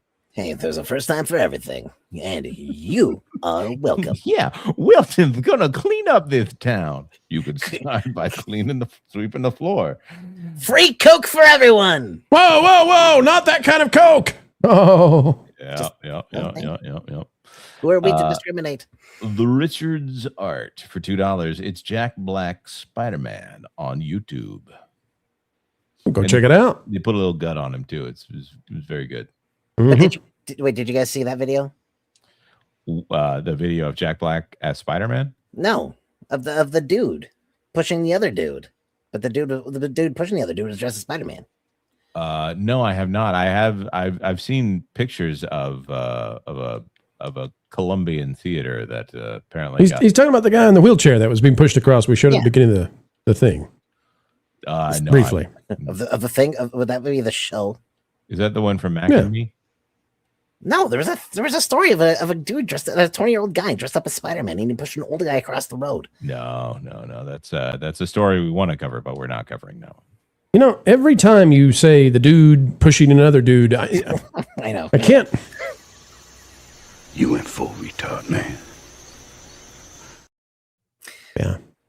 But did you hear about how there's a town it's in Cincinnati? There's this like marmot place that they're looking to raise money for marmots. Marmot? Pro knows what I'm talking about. Why? New website. That marmot place. What? It's honestly, you're not far off. But Why have we done this? Why did we allow you on the show? I'll tell Wilton. you what. Yeah. Boy comes in here, all he wants to talk about is marmot. Do you know the Story of my life. The spectrum. Dude, it's literally on entertainment. That's the thing. It's the spectrum of marmots. You could be talking about a groundhog, a woodchuck, a capybara. Varmints. I think marmots are a specific species, aren't they? No. Marmots cover a lot of different rodentia. Your single source news source for all things marmot. Marmotologists. You're welcome. Hey, Wilton. Yeah. Could you maybe do like the pumpkin thing before we do the next segment? Like carve myself? I thought we weren't allowed to do that kind of stuff on YouTube. Well, I was thinking maybe you could turn into something else like Steve, but you know what? Carving yourself sounds okay to the rest of us. So sure, go with that interpretation. In Minecraft, all right, which my kids are wanting to play that. Well, Floral's kids. I don't have kids because we'll bring you back when you're Steve, buddy. the Odyssey. I don't know. Get out of here. Oh boy. Off the rails. And every time he comes on, we drop like 50 viewers. I don't know why we do it to ourselves. Tom F. gifts 1 gold coin. Thank you, Tom. To you, Witcher. Patrick Ganaway for 5. Wiltron is putting hair on funky centaurs. I hope not. Is the best use of that money and those letters. Douglas Nutt, member from 17. TMP sounds like a good April Fool's. Look at this guy with his cool Edison lamp looking ring light he's got behind him. He's going Ben Shapiro on us over there. Hey, some of us. He's not your average pastor. He's one of those cool pastors. With a furnace ring. That's a cocktailo is what that is. I fell into a burning ring of fire. So this is how special I am. I don't know why it's yellow, but I use That's how special foam. you are. I use craft foam to block off the light pollution from this thing. So you're putting foam on. It's working great when you move it towards the camera. Right. I think it's going to work really well when you're igniting that foam. Can we get in touch with your fire department? It's LED. I'm not worried. It does. This thing has never gotten hot. I'm good. I'm fine. Okay. I like it. I like multiple times. That's the same thing we say about you. Literally, my wife and I, we were talking about the fact that I've not been hit on for a long time. So now you know why. All right. Steve, hang on. We're going to get somebody in the chat to hit on you so you can go to your wife and say, it happened tonight. There we go. I did it. I begged for it and I got hit on. I seek validation from people on the internet. That episode of The Simpsons where they're watching all the people. They got the footage of all the people coming out of the brothel, and they go, "Oh, Mayor Quimby," and then the other one goes, "Oh, Chief Wiggum," and then Barney comes out, and no one cares, and so Mo just kind of reluctantly looks and to see if anyone's going to say anything. He goes, "Ah, Barney."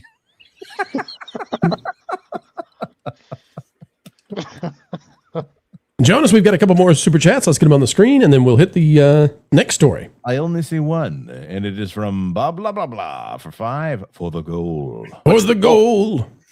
Thank you very much. Blah blah blah blah. The goal is we are 8 away from the goal. We'll do a Q&A at the end of the show today, and yeah, folks, we got 2 more stories. We're gonna rock them. They're on the docket. It's all we know how to do. And how about the next story? Because I said we'd cover the Kevin Feige fiasco. How about a war between Disney and the U.S. government? How about that? That features, I don't know, Rosie O'Donnell? That sounds like a fun time. Folks, let's hit it. We're just in time.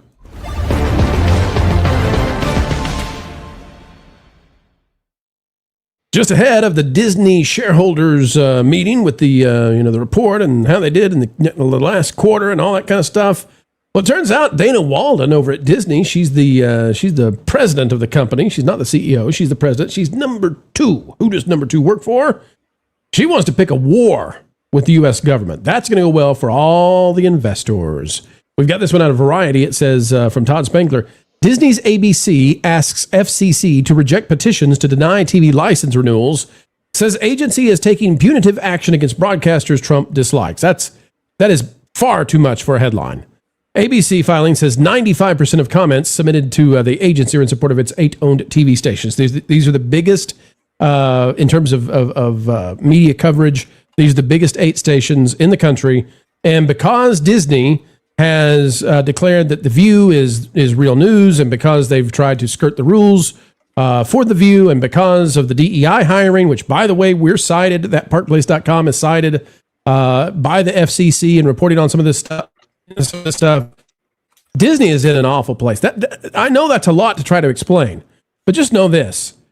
Disney has acted, in my opinion, in an insane way for trying to get their shareholders a rise in the stock. Disney's been stuck in the same place for 11 years, and right now they are, the way I see it, they're skirting the rules, they're pushing the government, they're daring them. You can see here from the LA Times, ABC fires back at the FCC, alleging retaliation campaign on behalf of Trump. Meg James is writing this, says ABC is mounting an aggressive legal counteroffensive after the FCC launched a rare early review of licenses for 8 ABC stations, including Los Angeles' Channel 7, jeopardizing network broadcasts. The company portrays the proceedings as political retribution for ABC programming, while FCC leaders cite probes of Disney's diversity policies and ABC's The View as justifications for intensified scrutiny. We told you about this. Jimmy Kimmel's also, I think, part of this. More than 153,000 public comments poured in, about 96% backing local ABC stations, the company said. My thought on that is I think there was probably a campaign to make that happen. But here's Here's where you know that Disney has left the rails. They're off the reservation. Okay? Right here. So, The View, Disney wants to declare them legitimate news, and we all know they're not, but Disney's determined to, and then they want them to get to have news program rules applied to that show. And so they want to do that because they don't want to have to have conservatives on The View. They want to just let it be a mouthpiece for liberals and woke. Okay? So they don't want to have fair campaign rules applied to The View because they're going to call it legit news. And this is part of why the FCC is investigating them, and Disney has declared war on the FCC. Okay. Rather than trying to clean up The View whatsoever, Rosie O'Donnell. They're putting Rosie on The View. I think that's a great idea. As a person who covers The View frequently, I would love it if Rosie O'Donnell was on The View. So Rosie left the country after the Orange Man came into power for the second time. Rosie left the country. She went to Ireland. Oh, poor Ireland. We'd like to apologize to you from the United States of America. We didn't send her there. She went there on her own. Rosie's back again. And Rosie, folks, you can be guaranteed is not going to be a news bearer. Rosie is going to come in fully loaded to go after the Orange Man in an anti-news kind of way. And this is what Dana Walden, second in command at Disney, has decided to do. While they are under investigation, while they have the chance of losing their 8 biggest market media stations, ABC-owned stations, at the same time, Dana Walden is saying, here, I will put the woman who despises Trump with a fiery hatred. I'll put her on The View and see what happens. You know, it's a political fight that they're picking on purpose, Lauren. It's childish. It's a company who they're not acting in the interests of their shareholders. They are acting in the interests of a political food fight. That's what this is. Yeah, and the collective IQ of the show just keeps getting lower. It's like, at a certain point, I would hope that the audience starts to feel a little bit dirty watching this stuff, because it's almost Jerry Springer-esque, you know. It's ugly, it's vapid, it's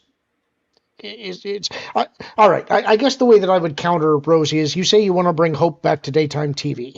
Tell us how you're going to do that. What exactly about bringing you back is going to lead to a hopeful landscape in daytime TV? What kind of stories are you going to be centering? How are you going to be talking about the good things going on in the world, since obviously you don't think anything good is going on here? That's how I would ask her what she's going to do on the show. Yeah, and Jonas, you know, so Jimmy Kimmel, the first lady, had said he needs to be off the air because he made jokes about her being a widow, and she said that was inappropriate, especially in light of what he did following the deletion of Charlie Kirk. And the response from Disney was to put Rosie O'Donnell in Jimmy Kimmel's seat for the summer, and now they're going to upgrade her to a permanent host on The View. I think they're determined to try to make the government fight them. And that's why I say this is not a company interested, I believe, in profits. This is a company interested in politics. I think Dana Walden is going to hyper-partisanize the company and put them into a very bad place for those who wish to make money from the House of Mouse. Yeah, you know what's interesting is back in the day, Rosie O'Donnell did have an unthinkably nice talk show. It was actually pretty successful, as I understand it. It was all an act, though. You know, the whole thing about having a huge crush on Tom Cruise and being a very nice person. It's kind of funny how these daytime talk show hosts that maybe swing in interesting directions, there end up being these massive stories and scandals about how they handled themselves in their productions. Rosie O'Donnell would not be the person I would bring onto The View, because that would be like inviting the town drunk into the liquor cabinet and saying, well, this time we'll only have a little bit. Well, she's been specifically chosen, though, Jonas, to poke the Trump administration. The Trump administration, the FCC, is investigating Disney for skirting the rules around news programs and fair representation of politics. So you have to have equal conservatives and liberals. And if you have one person running for an office, you have to have their competitor on network TV because it's network TV. It's the public's airwaves. And at the same time that Disney is facing this kind of legitimate threat of losing their stations over this, they said, well, what if we put, the most vociferous hater of Trump on The View every single day? What if we did that? So I don't see it any other way than Dana Walden determined to do what she's doing. She's Kamala Harris's bestie. They're best friends. Dana Walden introduced Kamala Harris to her husband. And Jonas, I think Disney is just, Wall Street, I don't know what they're thinking about it. The Wall Street people who allowed this to happen, where they put Dana at number 2. This is not working out well. The stock's been, we're negative 44% over the last 5 years. It's crazy. Right. And there's nothing about the View, which is shot in the Robert A. Iger building in New York City most of the time. I think that putting Rosie O'Donnell in this situation is a dare. And I think that maybe we're on the same page on that. Yeah. Jimmy Kimmel and the position that he's in now, I think he knows that his show is doomed and he would like to be fired so he can go down as a martyr as opposed to a financial failure. I'm not sure he's doomed anymore. Well, because Colbert, all of Colbert's audience went over to him. Yes, and because Dana Walden, I think, is determined to politicize this company. And we're hearing this, by the way, from people in the studio sending us emails saying, "Hey, you guys need to be covering this. My studio inside Disney is going back to crazy politics under Dana Walden." So, it's slight conjecture here, but Steve, this company is supposed to be working hard to make money. Fighting the U.S. government this way over something silly. I mean, The Price is Right triples the ratings of The View every single day. This is a ridiculous fight that makes them no money. But there's no one that can smile like her. Like Rosie? Yeah. So like a smile is like $1,000, right? And now you're into physics. You're right. I don't know how you do. That's an upside down smile. I don't know how it's possible. Because originally the thought that I had is like, does People Magazine really hate her? Like to find like the worst picture of her.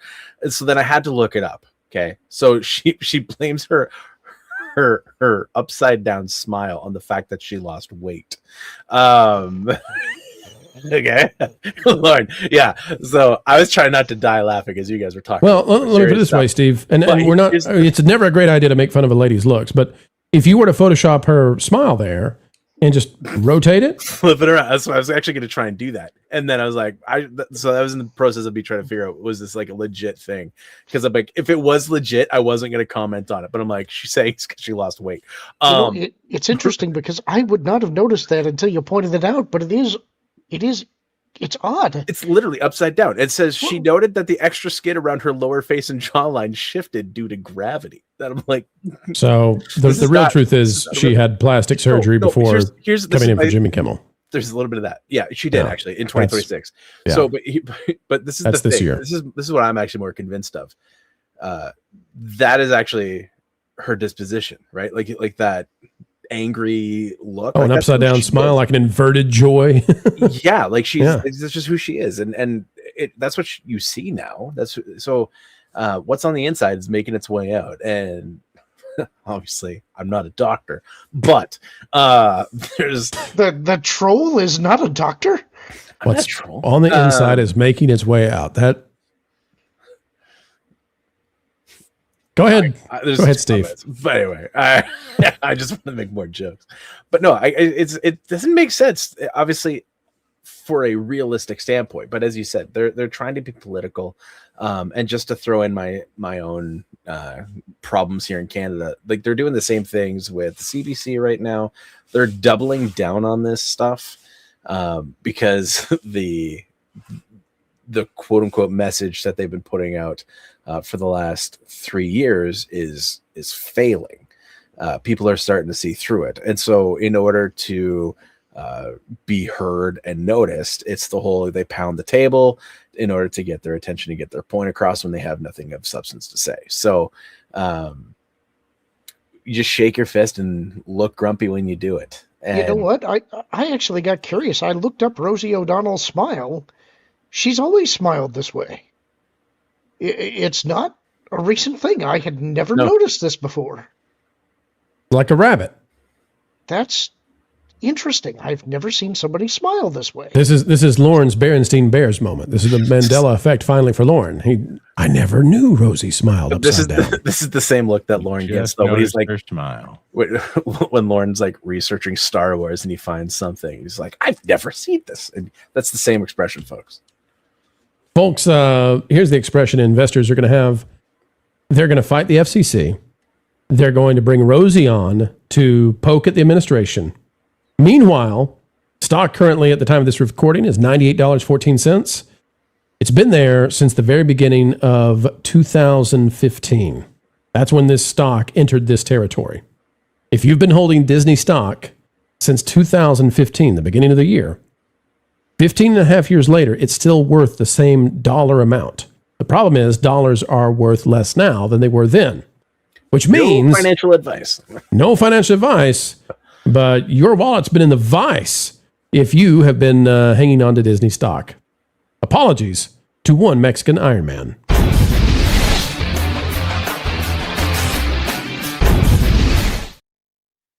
All right, folks, we are getting news after Kevin Feige wanted to claim that he's the man behind Spider-Man Brand New Day. Of course he is. Had nothing to do with it. He's not Sony. He's Kevin Feige. We're finding out now that if you get too close to Kevin Feige with your DEI stuff, I mean, he loves it right up until it's going to affect him, and then he'll make you disappear from Hollywood forever. Let's talk about it right now. This is a long story. I'm going to read it all to you. It's from Daniel Friedman, and it's talking about Jessica Gao, who, remember, Jessica Gao was the writer on and showrunner on She-Hulk. And Tatiana Maslany, that's the name of the lady who plays She-Hulk. She and Jessica Gao, man, they're close. They're real close. So let's find out what was going on behind the scenes and how did this play out. It says the head writer and showrunner of She-Hulk was Jessica Gao. She was best known for being the credited writer on the Pickle Rick episode of Rick and Morty. I'm Pickle Rick. During the production of that episode, Rick and Morty showrunner Dan Harmon cast Susan Sarandon as the family's therapist, a character Gao had named Dr. Wong in the script. Gao crashed out over the casting of a white actor for this part, which I had never even connected the dots here, but okay. In 2018, this was a major transgression. And as an act of contrition, Harmon, who, what's the guy's name? What's the name of the guy that played Rick and Morty? He was the other half of this. Justin Roiland. Justin Roiland didn't do this kind of stuff, and he got sent packing because he dared, not cave into the DEI nonsense. Harmon did a podcast with Gao called Whiting Wongs, which is 40 hours of him apologizing. 40 minutes. Or is it 40 hours? Is it really? It says 40 hours. It says 40 hours. Maybe that's hyperbole. And learning about Rossism. That's why Justin Roiland is out and Harmon's still there. Although who wants to really be there anymore? Getting back, though, to the She-Hulk situation. The writer credit on the Pickle Rick episode and this podcast raised Gao's profile. In other words, because it was woke. The podcast was super, super, super woke in 2018. So that's who Marvel had to have. It was enough to raise her to landing the showrunner gig on Marvel Disney Plus's She-Hulk. I can't imagine why Disney Plus is a failure and investors are telling Disney to get out of Disney Plus streaming now.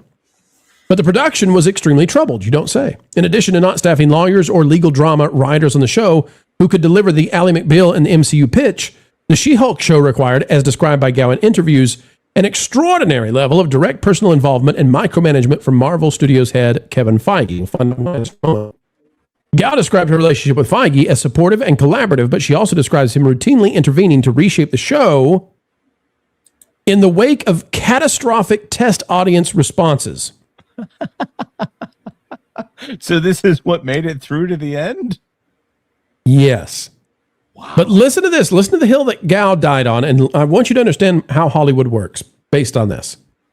In the finale episode, sometimes called Final, She-Hulk breaks the fourth wall of her show, climbs through the Disney Plus UI, and confronts a robot named Kevin, so clever, Kevin, that has been controlling her life. Why? Because it's allegory for Kevin Feige controlling the show because it had horrible test screenings. Yeah, I'm also going to point out, Jessica Gao put herself in that episode as well. So we've got author avatar and author self-insertion in two different ways into this episode. So that's Feige allowed it, but Gal wanted to put a baseball cap on the robot like the one Feige wears, and that was too far. According to an interview Gal gave The Hollywood Reporter, she threatened to resign if the robot could not wear the hat. Let's just sit with this for a minute.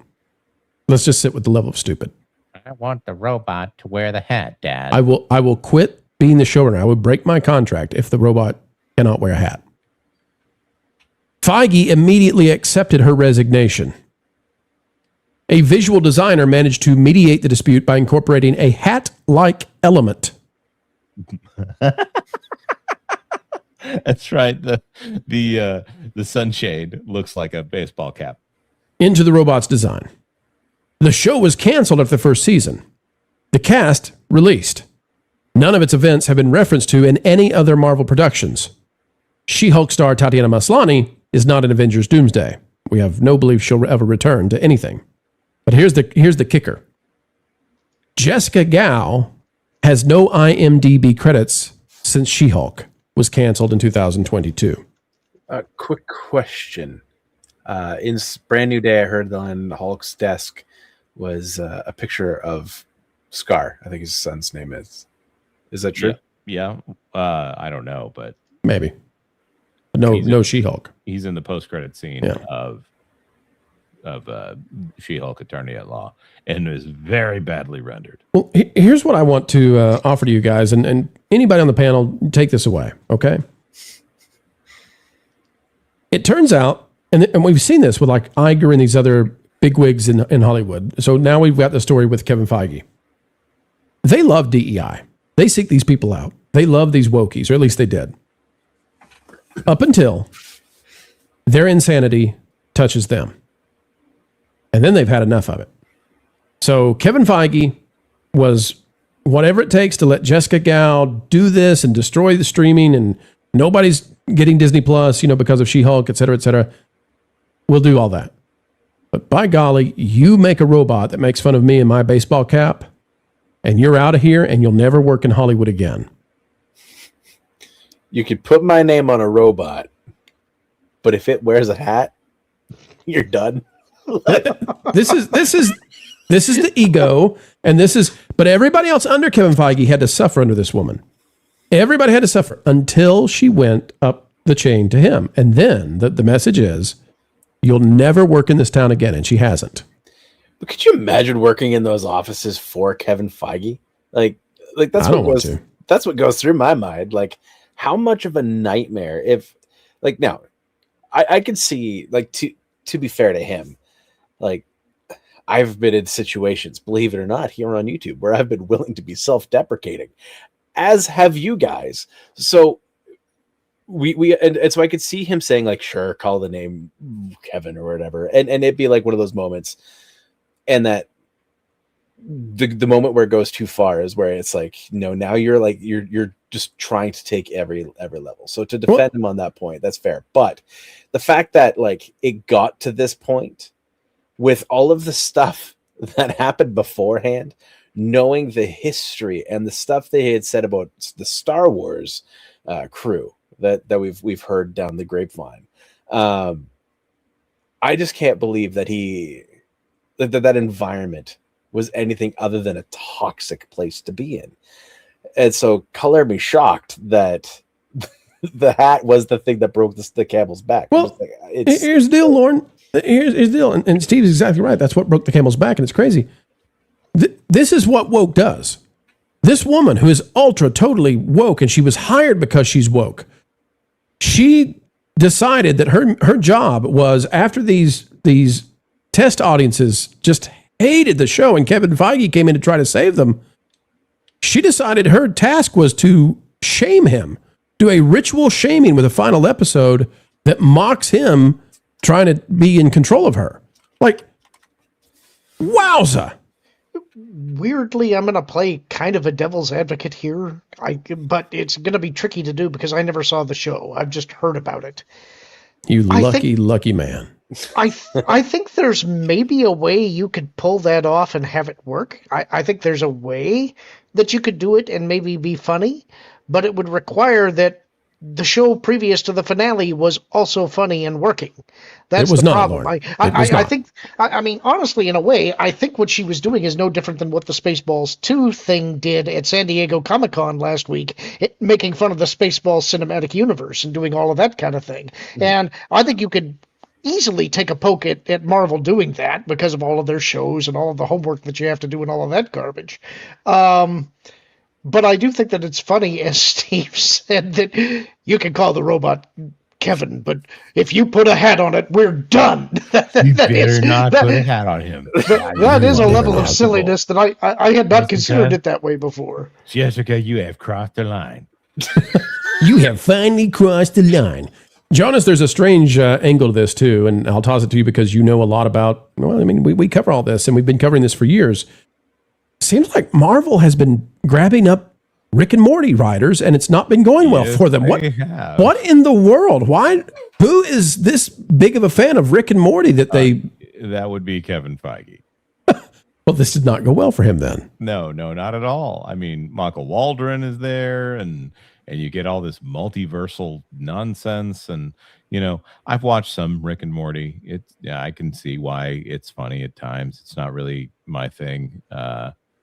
And I, you know, there's some great performances on the show. I think Maurice LaMarche plays a Bichon Frise that is quite upset about it being fixed in that, and that's kind of funny. But Rick and Morty is not the basis for the MCU. The MCU, the humor in the MCU is based off of Robert Downey Jr. and pretty much nothing else at this point. So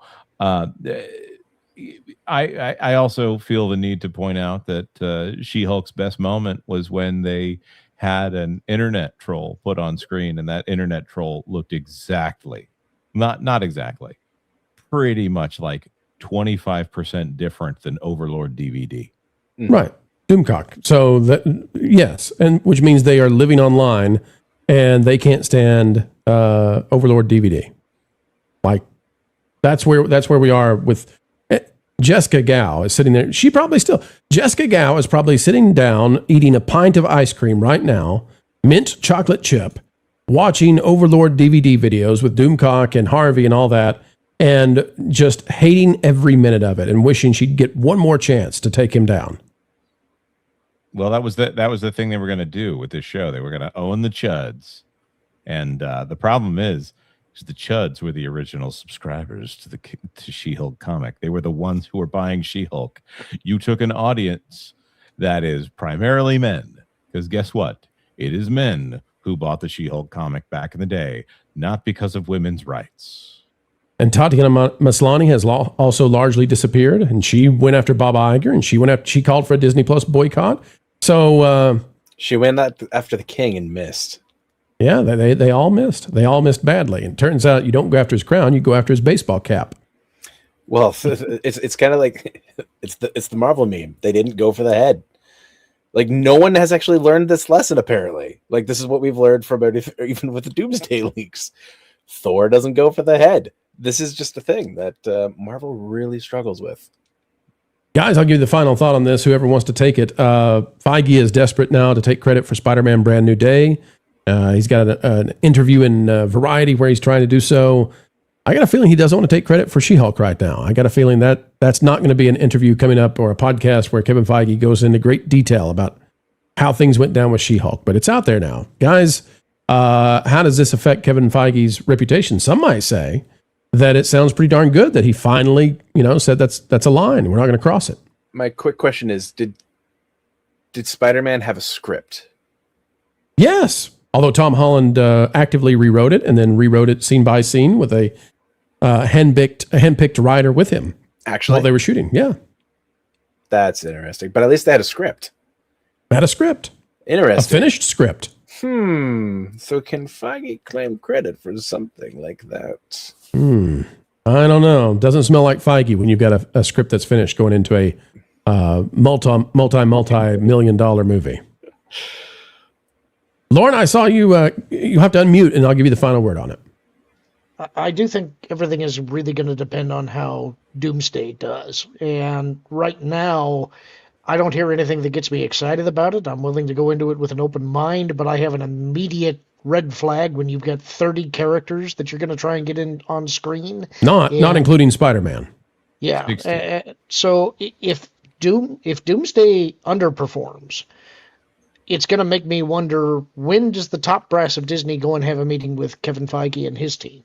Because I think that they will do something essentially similar to what they did with the Star Wars team.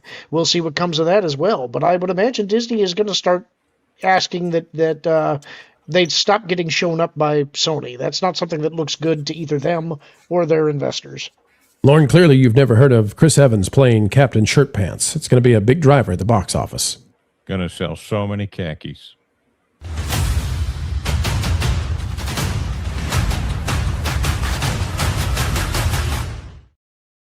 All right, Jonas, we've got Super Chats. Unfortunately, we are 4 short of the goal. We'll see if we hit there. If we do, it'll be a Q&A to end the show. But Jonas, what do we got? Friedrich Wilton's bro for $5 says, kiss, kiss, kiss for Steve. It's legal. That's weird. I thought it was supposed to be smoochy, smoochy, smoochy. No, I wasn't saying that one. Oh, okay. Remember I was talking about like the whole self-deprecating thing? Mm-hmm. Here we are. All right. Oh, wait. This is somebody hitting on you. Look at that. Take a picture of that, Steve, and show that to your wife and say, look at who sent me. The who sent joke, me. Steve. Yeah. Show your wife that someone who joins in with you in trying to control the show. Say, I got hit on the pro show. Obviously a dude. Actually, it's wanted to give you 3 kisses. I know for a fact that that's not a dude. That's not says bro. I know. Enough said. 2026. Red Tigress for $5. Hey, Red Tigress. Could someone please explain the gems gifting? They're truly outrageous. I just have to say that. A deep cut joke. I won't. Well, she spelled it with a J. I had to do that. So gems are basically super stickers. It's just a new form of super stickers, and they make you pay for them with gems. They make you pay for the gems with coins. With money. I see. Look what I did there. Wait, is this like a temple tax kind of a thing? Yes. If you don't have them, then you go down to the shore and go fish. No, sorry, that is such an obscure set of passages. This is. We know what we're talking about, so it's all good. I was trying to hang in there on holograms and a Bible. Try and read it. All right. I was trying to hang in there in the holograms, and then you took me to 2,000 years ago. Yes, exactly. So the gems are basically super stickers, but you pay them with the premium currency that is gems instead of with money directly. So it seems like you're giving less, but you have to buy them in a pack. Sural Argonus for $5. Rosie has always had that upside down smile. Look back at her images from the 80s and 90s. I'm trying to do it. In a league of her own. I don't know how to do. I'll figure it out later. Doug Wilkerson sends in a W. Thank you very much, Doug. And then let me tell you, W is one of our favorite letters of the alphabet around here. We really do appreciate that. For Will, it's not bad.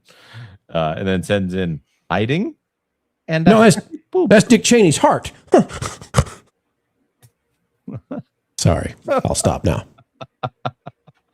Let's see what else we got. And also, that was it. It was the happy poop. I'm not going to make a George W. impression about a happy poop. I'll stop there. Fool McGruffle. You could call him a turd blossom. That's George W. Bush kind of thing, though. Bless his heart. It's a total turd blossom. I tell you. Yeah. Turd blossom is a compliment, by the way, if you're not from the South and don't. Turd blossom is a type of flower grows here in Texas. Got it down here on the Crawford Ranch. I'd like to drive around to Russian diplomats and show them my turd blossoms everywhere. try to get them to sniff it sometimes. That's too far. They don't know what it means in English. So they just get right down there on their nose, just. Bro, I think we need you all to sell blue pro hat-like elements. It'd be a hit. No hat and drums. Hey, I'm up for it. We'll sell the hat. Yep.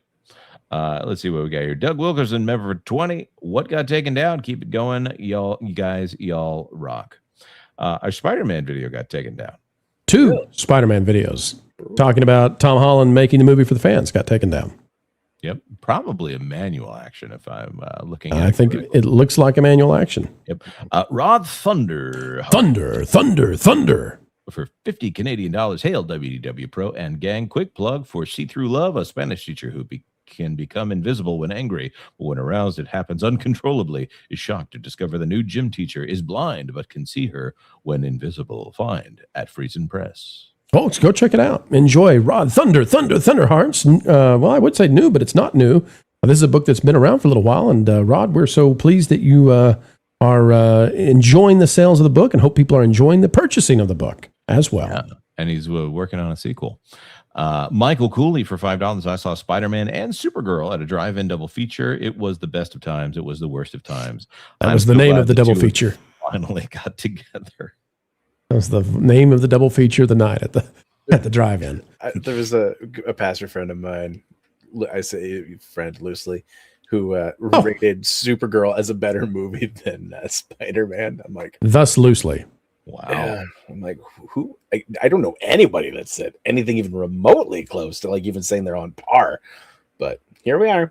So I mean, Supergirl's, what I give it that, a 3? It's terrible. Yep. So Doge Pal for $2. Any thoughts on Jared Leto's allergies? I think there's hay fever and maybe Jonas, a little bit of horse dander. You misread it. Richard Frizzle for $5, or Frizzell perhaps. Chainsaw Minotaur is the end result of Lauren breaking AI's heart. Don't put that on me, Ricky Bobby. Take another little piece of my heart now, Centaur. So I'll say this. You know, I don't like to skip super chats, even if we're doing it in jest. On the Jared Leto stuff, we're purposefully sitting back and not weighing in. We're careful with those kinds of things, and so I don't want to dogpile Leto, and we just want to wait and see what the allegations really are and what substance there is to them, etc. Innocent until proven guilty. In the United States, not Canada. In Canada, of course, they just lock you up. No. They're just locking your door. They're coming through to you right now, Steve. They've discovered you're not using. Burn them with your ring light. Yeah. We don't have guns. We got ring lights. Back, I say, you. Rod the Thunderheart for 100 Canadian dollars. Hail Pro and gang. Based on your recent appearances, I guess I can dismiss my suspicions. You're John Cena, Pro. Sigh. Oh, well, it was fun pretending. Now Disney appears financially troubled. I wonder if West Edmonton Mall can get their original Fantasyland name back. Did they? I don't think so. Name? I think that'll be one of the last things that if there's a yard sale of all things Disney, I got a feeling that one goes towards the end. Lauren, can you do me a favor? Lauren, we've hit the super chat goal. We're going to take 10 Q&As to finish the show today. We've got another super chat, but folks, type in Q&A the way that I've got it in the chat, and we'll take the first 10 questions you've got, Q&A, and we'll see what we can say about your questions. Make them good. Thank you, Rod Thunderheart. We appreciate the 100. It's a Benjamin, and it's a heck of a way to end the show, especially after 2 very well-performing videos got taken down by someone that we're going to withhold the name until maybe tomorrow, and then we'll talk about it more. But, Rod, many thanks to you. The power of one, the power of two, the power of many. No! Now, ascend, my son. And thus, we have ascended. Yep. Juliet for £5 says goal. Goal. Thank you very much, Juliet. That's very Thank kind. you, Juliet. And then Patrick Anaway for $5. Steve is putting foam on funky lamps. Yes, I want to know where Snarky is. Snarky is the one who started all that. And where is Snarky tonight? Snarky, if you're out there, you better say hi. We've already got the 10 Q&As. Wow. Quick. And Pro had his own in there. He wanted to know where Snarky is. Yeah. Rod Thunderheart for $5 more. This is very generous of you today. Mm-hmm. Hail Pro, West Edmonton Mall originally called their indoor amusement park Fantasyland. I miss them. Galaxyland is a crappy name. I will agree. The last time I was at West Edmonton Mall was in like 2004. There surely is more to that story. I fell asleep on the bus, and there was a girl who was sitting next to me, and Really? He hit on you in 2004. she kind of did, but like she like slept on me though, and was like just put like all of her weight. I'm like, I don't even know you, and it was weird. That is an interesting preposition there. That preposition matters a lot. She slept on me. Yeah, like she rested her head on my shoulder. It was just weird. And Okay. was she attractive? I don't remember thinking her as such. That is a very pastor way of saying no, sir. She was ugly. And so anyway, I just remember being like, "This is weird." Was she a lovely lady? I do not recall it that way, my friend. She was nice, but a bit on the like too talkative side. And I just remember not sleeping, so I didn't really enjoy my time at West Edmonton Mall. But I did do like that 90-foot drop. It's like a school field trip. Why were you on a bus with a Youth for Christ? I was a leader, and that's why you can't say that she. Oh, yeah, very polite. You're welcome. And so, anyway, but I did that. I overcame my fear of heights, and I did that like 90-foot drop of a water slide, and then I crapped my pants after. There's a 90-foot drop water slide. I mean, Splash Mountain is 52. It's 90 feet. Yeah, he crapped his pants, and that solved the bus problem on the way back home. I mean, if you're gonna go anywhere, you better wash off, right? Mm-hmm. All right. Are we starting this Q&A right? Let's do it. Let's do it. Russell for $3. Not really a question, but it's an excellent observation. Is Captain Shirt Pants sidekick Captain Do-Rag? That got me. That's good. Flying high, that Captain Do-Rag. Yep. Safka John says, is Steve excited about driving a Chinese electric car? For my Canadian government? Why, yes, I am. And all the cameras that go along with them. Oh, yeah. The surveillance, please. Any love or interest in Coyote versus Acme? I'd like to make a point to go see that in theaters. Mm-hmm. Yep, we'll do a live review the day it comes out. It's gonna be interesting to see if it deserved to be canned when it was, or I mean, I find the story on this one very interesting. So let's see what happens. Yep. Is it crap? Like, is it Batgirl? And we just, people wanted it because it's got the cartoon characters, and then when it comes out, everybody's like, "Oh no." Because people no, this should not have been released. I have a feeling it's not good, but I hope it is because I love those characters. I want a good movie out of this. Yeah. Like the Looney Tunes and the Muppets are very similar, right? Like everyone wants that good movie again, or that good show they again. want Jim Henson. That's what they want, and that's not coming back. It could, but they would need to get rid of a lot of people. And that's never going to happen. Right. Well, Ketchup Entertainment. Who knows what they'll do if this is successful? M. Param says, in your opinion, are there any examples of a 10 out of 10 movie? The Prestige. Bridge of Spies. That's fascinating. The Prestige. It's a perfect movie. It is a great movie. Bridge of Spies, Miracle on 34th Street, 12 Angry Men, maybe. I'd have to think about that a little bit more. more. Is great. Yeah, I'd have to think again if it's a 9.9 or a 10, but it's I could list off. Maybe that's a video we need to do sometime. Is what are the perfect films? Like, what are these are the perfect films. Some people would say Citizen Kane, others say that it's too long and boring. But there aren't many 10s. If there were many 10s, what's the point in having a 10? Right? And but yeah, there are 10s. You told me earlier his is Shrek Goes Forth. It's a great film, and it really rises after Justin Timberlake did so well. It was his pre-Troll days. Yep. Paul 12,000. How did you guys get discovered for the show? For you three, I guess. Still don't know. Lauren, tell your story. Well, no, we don't care about you, Wilton. No. Okay. I wrote a diatribe and didn't think anybody was ever going to see it. And then he emailed me the next day. So here we are. Where did you write this diatribe? Diatribe. You corrected me. Don't be so humble. No, it was a diatribe. I was venting. It was a comment on an article that was written. It was your review of a Mandalorian episode, and I wrote a long venting comment just to get it off my chest. And I had no idea that Pro was actually going to read the comments. I figured nobody ever reads these. And he was right. He beat me. I mean, he was totally 100% right. And I said, hey, you need to be talking more about these things. And so... Can I say that I was both thrilled and a little creeped out because I had actually been following Pro for quite a while at various places that he had popped up. I'd been trying to keep up with wherever he was going. At Edmonton Mall. And... Which makes me sound kind of creepy. But then I got an email from him the next day, and it's like, oh my God, what? It's one of those things that is it's shocking when it happens, but it was fun. And he said, would you like to write an article? And I said, why, yes, I would. And so that's how it started. There we went. Steve, how did you get on the show? And if you could give us the exact route of the underground tunnel, we would love to close that off.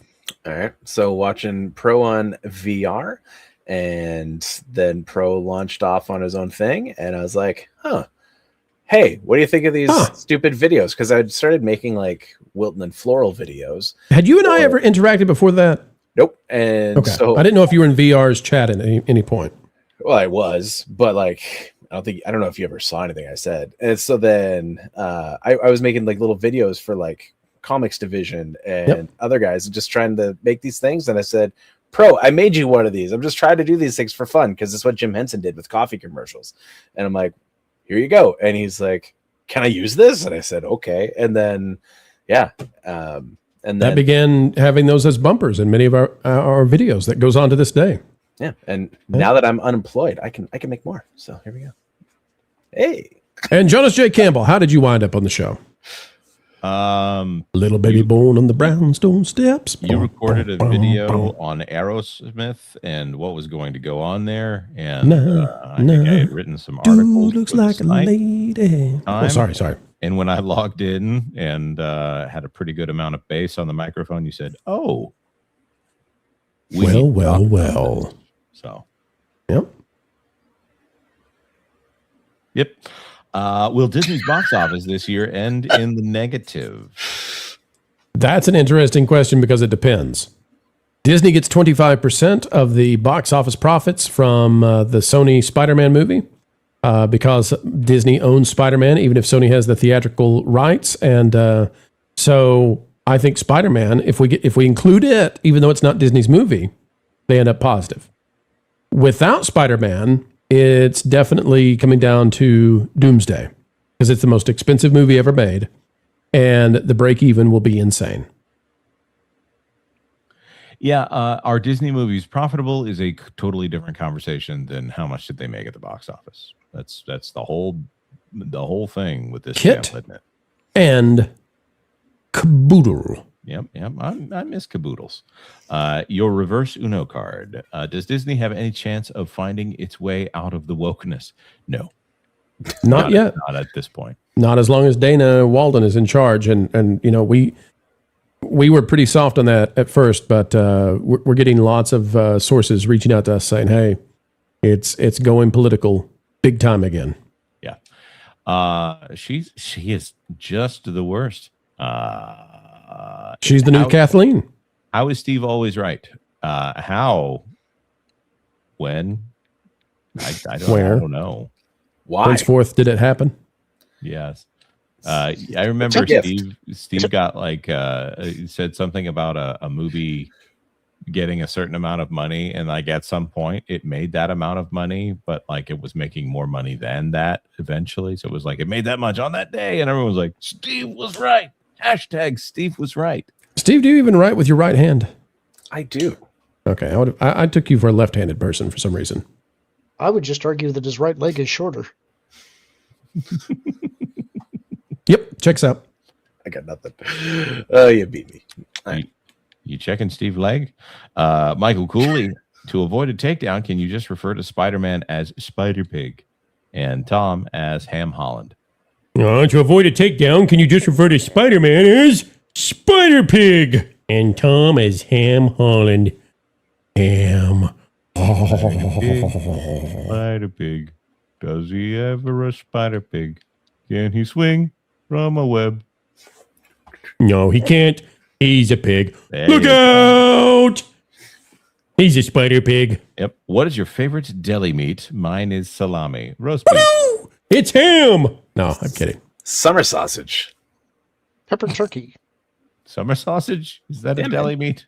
Smoked turkey for me. Smoked turkey. Although, if we're counting like smoked salmon's up there with smoked turkey. Every deli I've gone to has summer sausage. Yeah, I would count Why it. did you say it that way? I'm like questioning. I don't know. Like, but part of it was like the best summer sausage I've ever had came from a Mennonite, and it was great. So, hey, stop. It was delish. Okay. In oil for two. How much money could Spider-Man made with IMAX? I don't know. I You're thrown. It's actually pretty easy to figure that one out. So with the Odyssey, we've been talking about a 50% increase in for ticket prices because it's primarily an IMAX movie, primarily being watched on IMAX. So you could do maybe 15% addition on Spider-Man Brand New Day, and that might be appropriate because it's not primarily IMAX. It would not have been viewed primarily on IMAX, but that would have increased the ticket price. So maybe 15% is about the right amount. All right. And it would have topped 1 billion at the global had it not been locked out at the IMAX. And Douglas Nutt for $2. How is Steve right? He hasn't left yet. Well, once he ate that magical summer sausage, enjoyed that magical summer sausage with the Mennonite man, he's been on the right track ever since. And then that magic Mennonite came to town. Oh, man. All right, Steve, tell the folks out there about your channel. Sure. 400 Rock. So where we do the puppet stuff. So right before I was here, we had our live show. Summer sausage and puppet stuff. Yeah, we talk about basically the silly stories from the week and also make fun of each other. And it's not serious. So if you're looking for that brain dead moment where you just need to relax, have fun, and watch people play with puppets, hang out with us and have some fun. Go fund yourself, Bob. Correct. Correct. Yeah. And so it was beautiful. Anyway, are you and I playing Fortnite tomorrow night before Lorne and Apollo? In theory. On that game place. At 10:15 p.m. Sounds delish. It does, doesn't it? All right, Lauren, you've got Lorne and Apollo tomorrow night. Tell the folks out there what'll be happening on your show. Hasn't been settled yet. We always discuss it in the morning before. I believe it'll be Martin joining me tomorrow night, and hopefully Kevin, although things have still been hectic with him. I can tell you that our last show on Friday was covering 80s cartoons, after-school cartoons, and weekend cartoons, as well as the toys associated with them. It was actually a lot of fun. I wasn't sure if that subject was going to hit, but the audience was really into it. So if you like that kind of thing, go and check out last Friday's stream. I think you'll like it. Lorne and Apollo on That Pod Place, ladies and gentlemen. Jonas J. Campbell, what do you do, sir? I read the super chats. John's for $10. Lauren, I recently learned that at any given time, there are 27 to 35 billion live chickens on the planet. That's a lot of fluctuation. That is a lot of fluctuation. Friday's a really bad day for the chicken population. It is Friday, isn't it? For every year, we turn about 50 billion into food. Well, that seems to me like you would end up with negative 15 billion chickens. No. So 27 to 35 billion are alive on the planet every day. Out of the year, 50 billion give their lives. I see how. So chickens are actually growing in population. Well, eventually they'll take over and rule. There's a lot of egg-laying hens. Okay, so I actually did the thing. Okay, what's the guy's name who said, "Have you ever looked into the eyes of a chicken?" Werner Herzog. Werner Herzog. I actually looked into the eyes of a chicken not so long ago. So I did this. I tried the experiment. I looked into the chicken's eyes to see if there was anything behind there. Nope. There's nothing. There's nothing happening in a chicken's head. There's nothing. Understand that their eyes are pretty much side mounted. I'm pretty sure if you knew looked that was in one coming. eye, you would see out the other one. They're like tinted goggles as you peer through. There's nothing, man. It is. It's just there's little automaton with legs. Never mind. I was gonna say it looks straight because like the one eye is curved on the outside, and you're looking through it, and so it balances out the curvature. I mean, chickens will follow humans that are going to feed them, and that is about the extent of their mental abilities. That is it. So, well, my dog does that. I'm not going to eat him though. I would recommend it. Things get real bad. I would not recommend eating Spanky. All right, ladies and gentlemen, we got to get out of here. It's time to go. But we wish you would join us for the show tomorrow, where we'll be covering even more stuff and checking out what Hollywood tries to do with Spider-Man, etc. They wiped us out on 2 videos, but we stand tall because of this community. Thank you for helping us hit the goal. Folks, take care. Keep it real. And as always, of course, keep having fun. The mainstream media just can't understand how it is we continue to do what we do. They don't realize that we are powered by you, and you are... 1.21 gigawatts! 1.21 gigawatts! Folks, we've still got decades and decades left in the can. It drives the mainstream mad. Would it make you feel any better if you knew that what we're asking Matt here to do is a holy thing? You see, we're on a mission from God. We're on a mission from God. Now you're gonna put me right back in the joint! They're not gonna catch us. We're on a mission from God. So, folks, as we always say, as we end each and every show here, and we mean it, keep learning, keep growing, and as always, keep having fun.